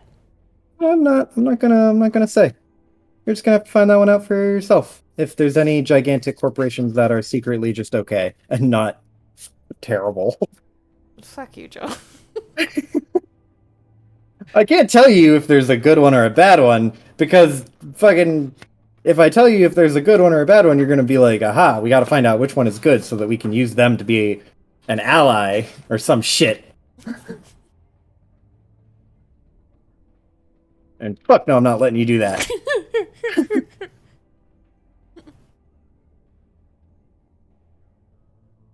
Okay.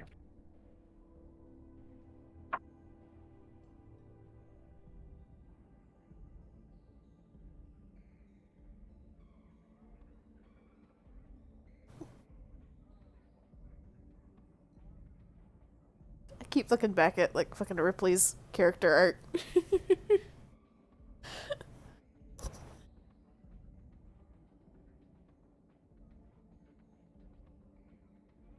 Isn't it super good?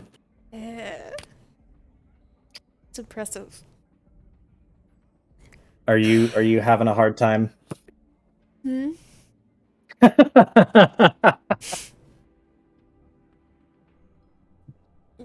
What am I having a hard time for? No, I asked if you were having a hard time. What do you mean by that? I don't understand the question. Don't you have like a thing for gigantic women or something? Yes, that's what. I guess you didn't hear me earlier because I said it in the middle of like the chaos when Mhm. everybody was reacting. I'm like, God, why is she hot? Well, hey, Mandy.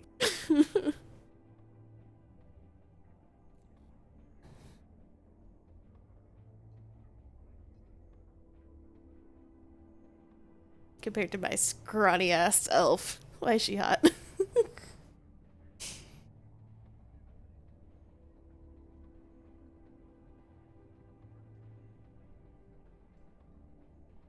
And why am I like that? God damn it.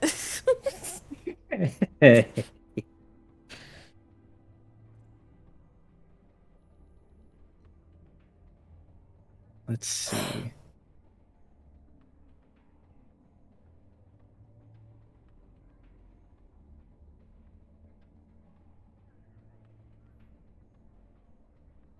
It's like, not gonna lie, 100% Livia is my type. If I have a type, Livia's my type. Oh no. Oh no, I'm hot.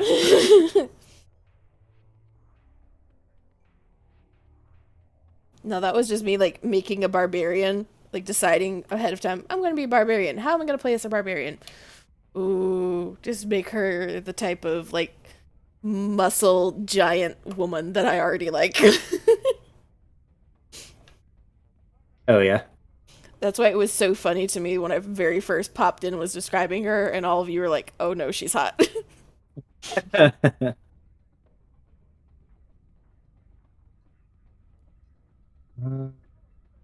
M.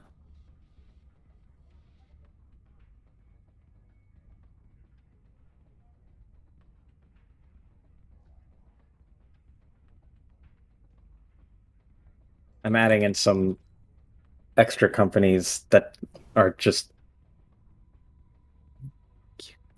For funsies. something that you guys can be like, is this evil? Probably not, right?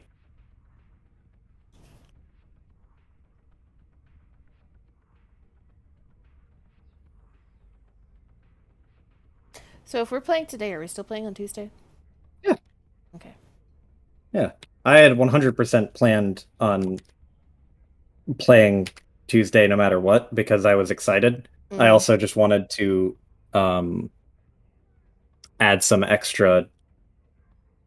I was just super excited because I was like, oh man, they're finally getting to the plot. We've gotten out of the tutorial part of the game. You got to the first level up, which I was really excited about, and I was like, now you guys can finally have like another opportunity to do some crazy fuck shit. I did take one of the parkour edge runner talents. Hell yeah. I'm gonna have to like now I'm gonna have to like weigh my odds back and forth every level. Of like, do I want this or do I need this? Because like, in some ways the edge runner stuff is more of a want for how Legacy has to be played, whereas her hacker shit is a need. So I'm having to make that balance. But I took the dodge one, so hopefully if she's ever in combat again, it helps her. Even though she didn't get hit this time, it helps her. Remain like that.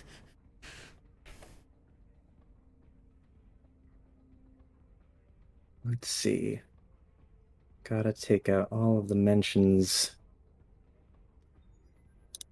of the cartel from these descriptions.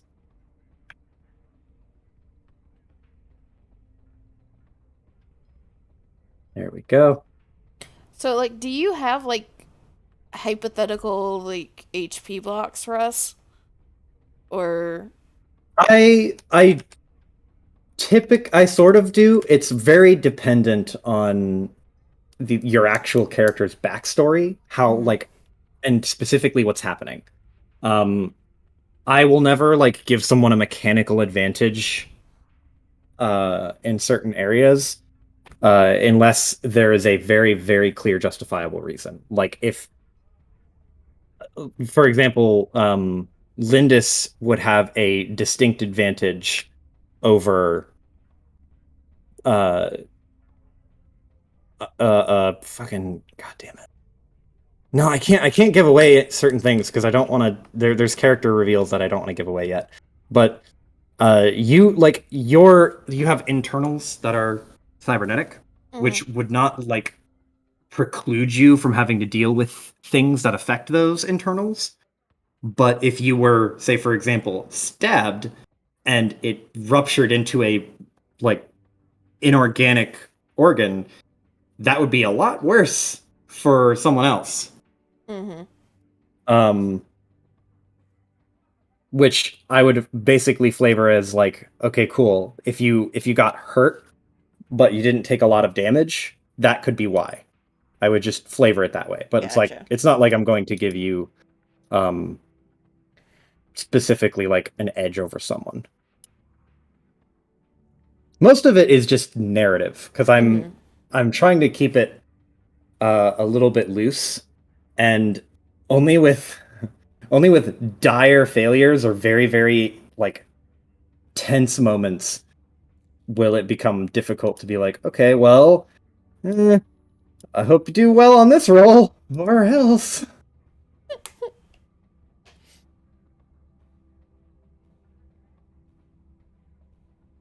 I need to update some shit on my front page.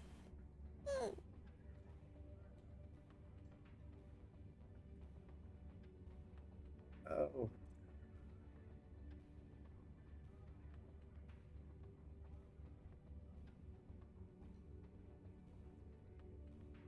Oh, fuck. I guess he's also gotta do that. At some point, she probably would have just sent off a singular message when she had a extra brain cell that was functioning. Like, trying to double check that Hijack is not dead.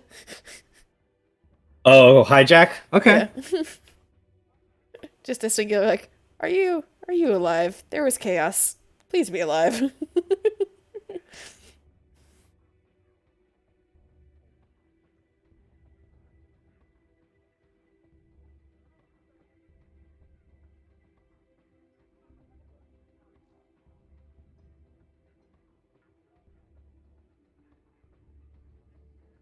Go.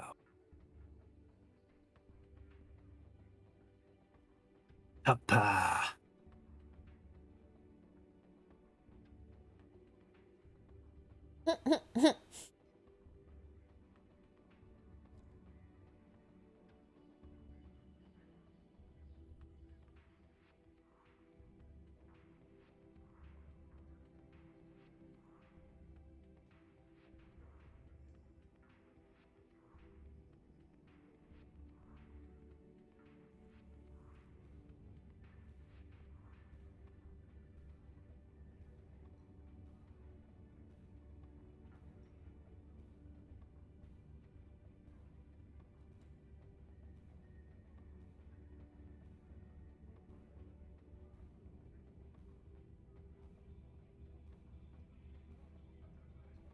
Oh no. I do not like this.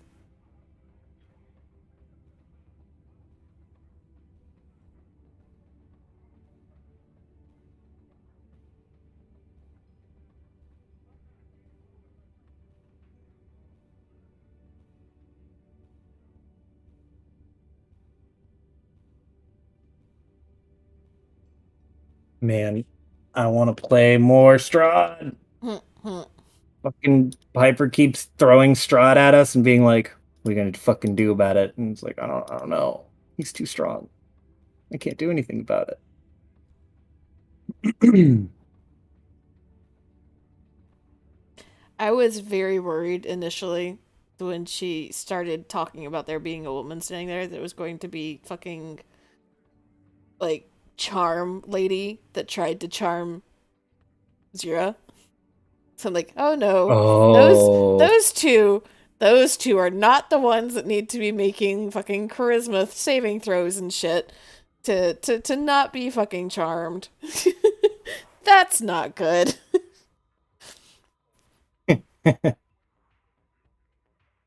Not charisma saving, wisdom saving throws, I think, for her shit. But still.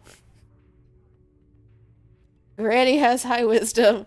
Jira has advantage on wisdom. Don't make our fucking gunbreaker and ranger deal with that. It'd be so sad. It would be over fast. Gestrod's got 2 new wives. Really fucking strange harem he's got. I was for a second, Ripley's like, oh, you're Strahd's wife. Aha, okay, whatever. And then thought about it and was like, how many wives could Strahd have? Could he have multiple wives? And then thought like, holy shit, she's using magic to disguise herself. This bitch killed my dad. There was like so much going through her head that is like, I don't know what to do. And then it was immediately just riotous anger. And God, I was like, there's no way. I'm just gonna have to fight this bitch with no weapon, just a stick, which is not gonna go well. Thank God for the nat 20. If it had been anything less than like a total of 20, I would have been like, all right, I don't think she can resist. Oh, That would have been a you. You're You're just really gonna run through your characters.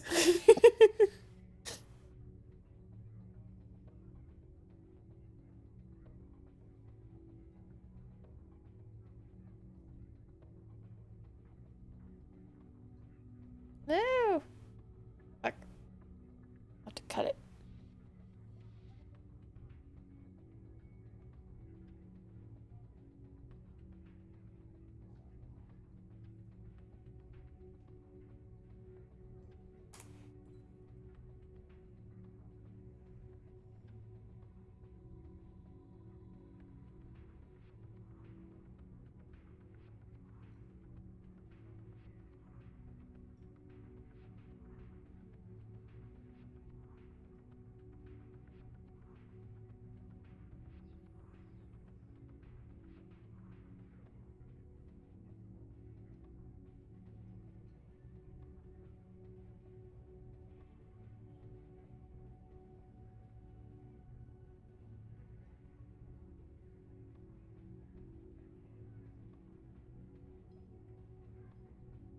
Damn it, I don't know how to get a good legacy picture for Tupper. Oh, because Legacy changes her sale all the time. That Constantly and looks different. and all of the pictures I have for her are like really like long full body pictures, and Tupper automatically grabs from the center of a picture. Oh yeah. Damn it. Use the Legacy token. Will that pull up as a link? I don't know. Because that is. Though if you send it in Discord and then click on the picture, there should be like an quote unquote open original, which might work. This is true.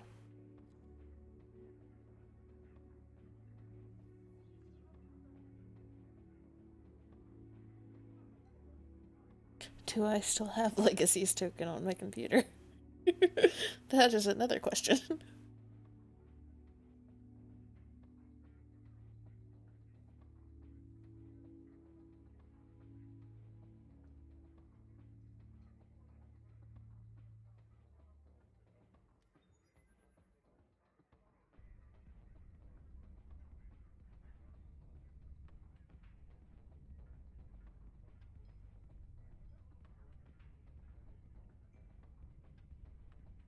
Hey!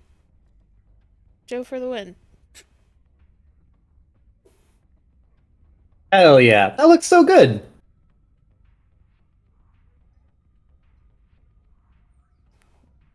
I remember her fucking last name. Yeah, that's how you spell it. Well, I hate to be that person because I know they got shit going up, but I have to. I Yeah. have to go. It's time. Yeah. It is my cutoff time. So long. I will. We can pick back up at the cafe. I'm going to post. Head home.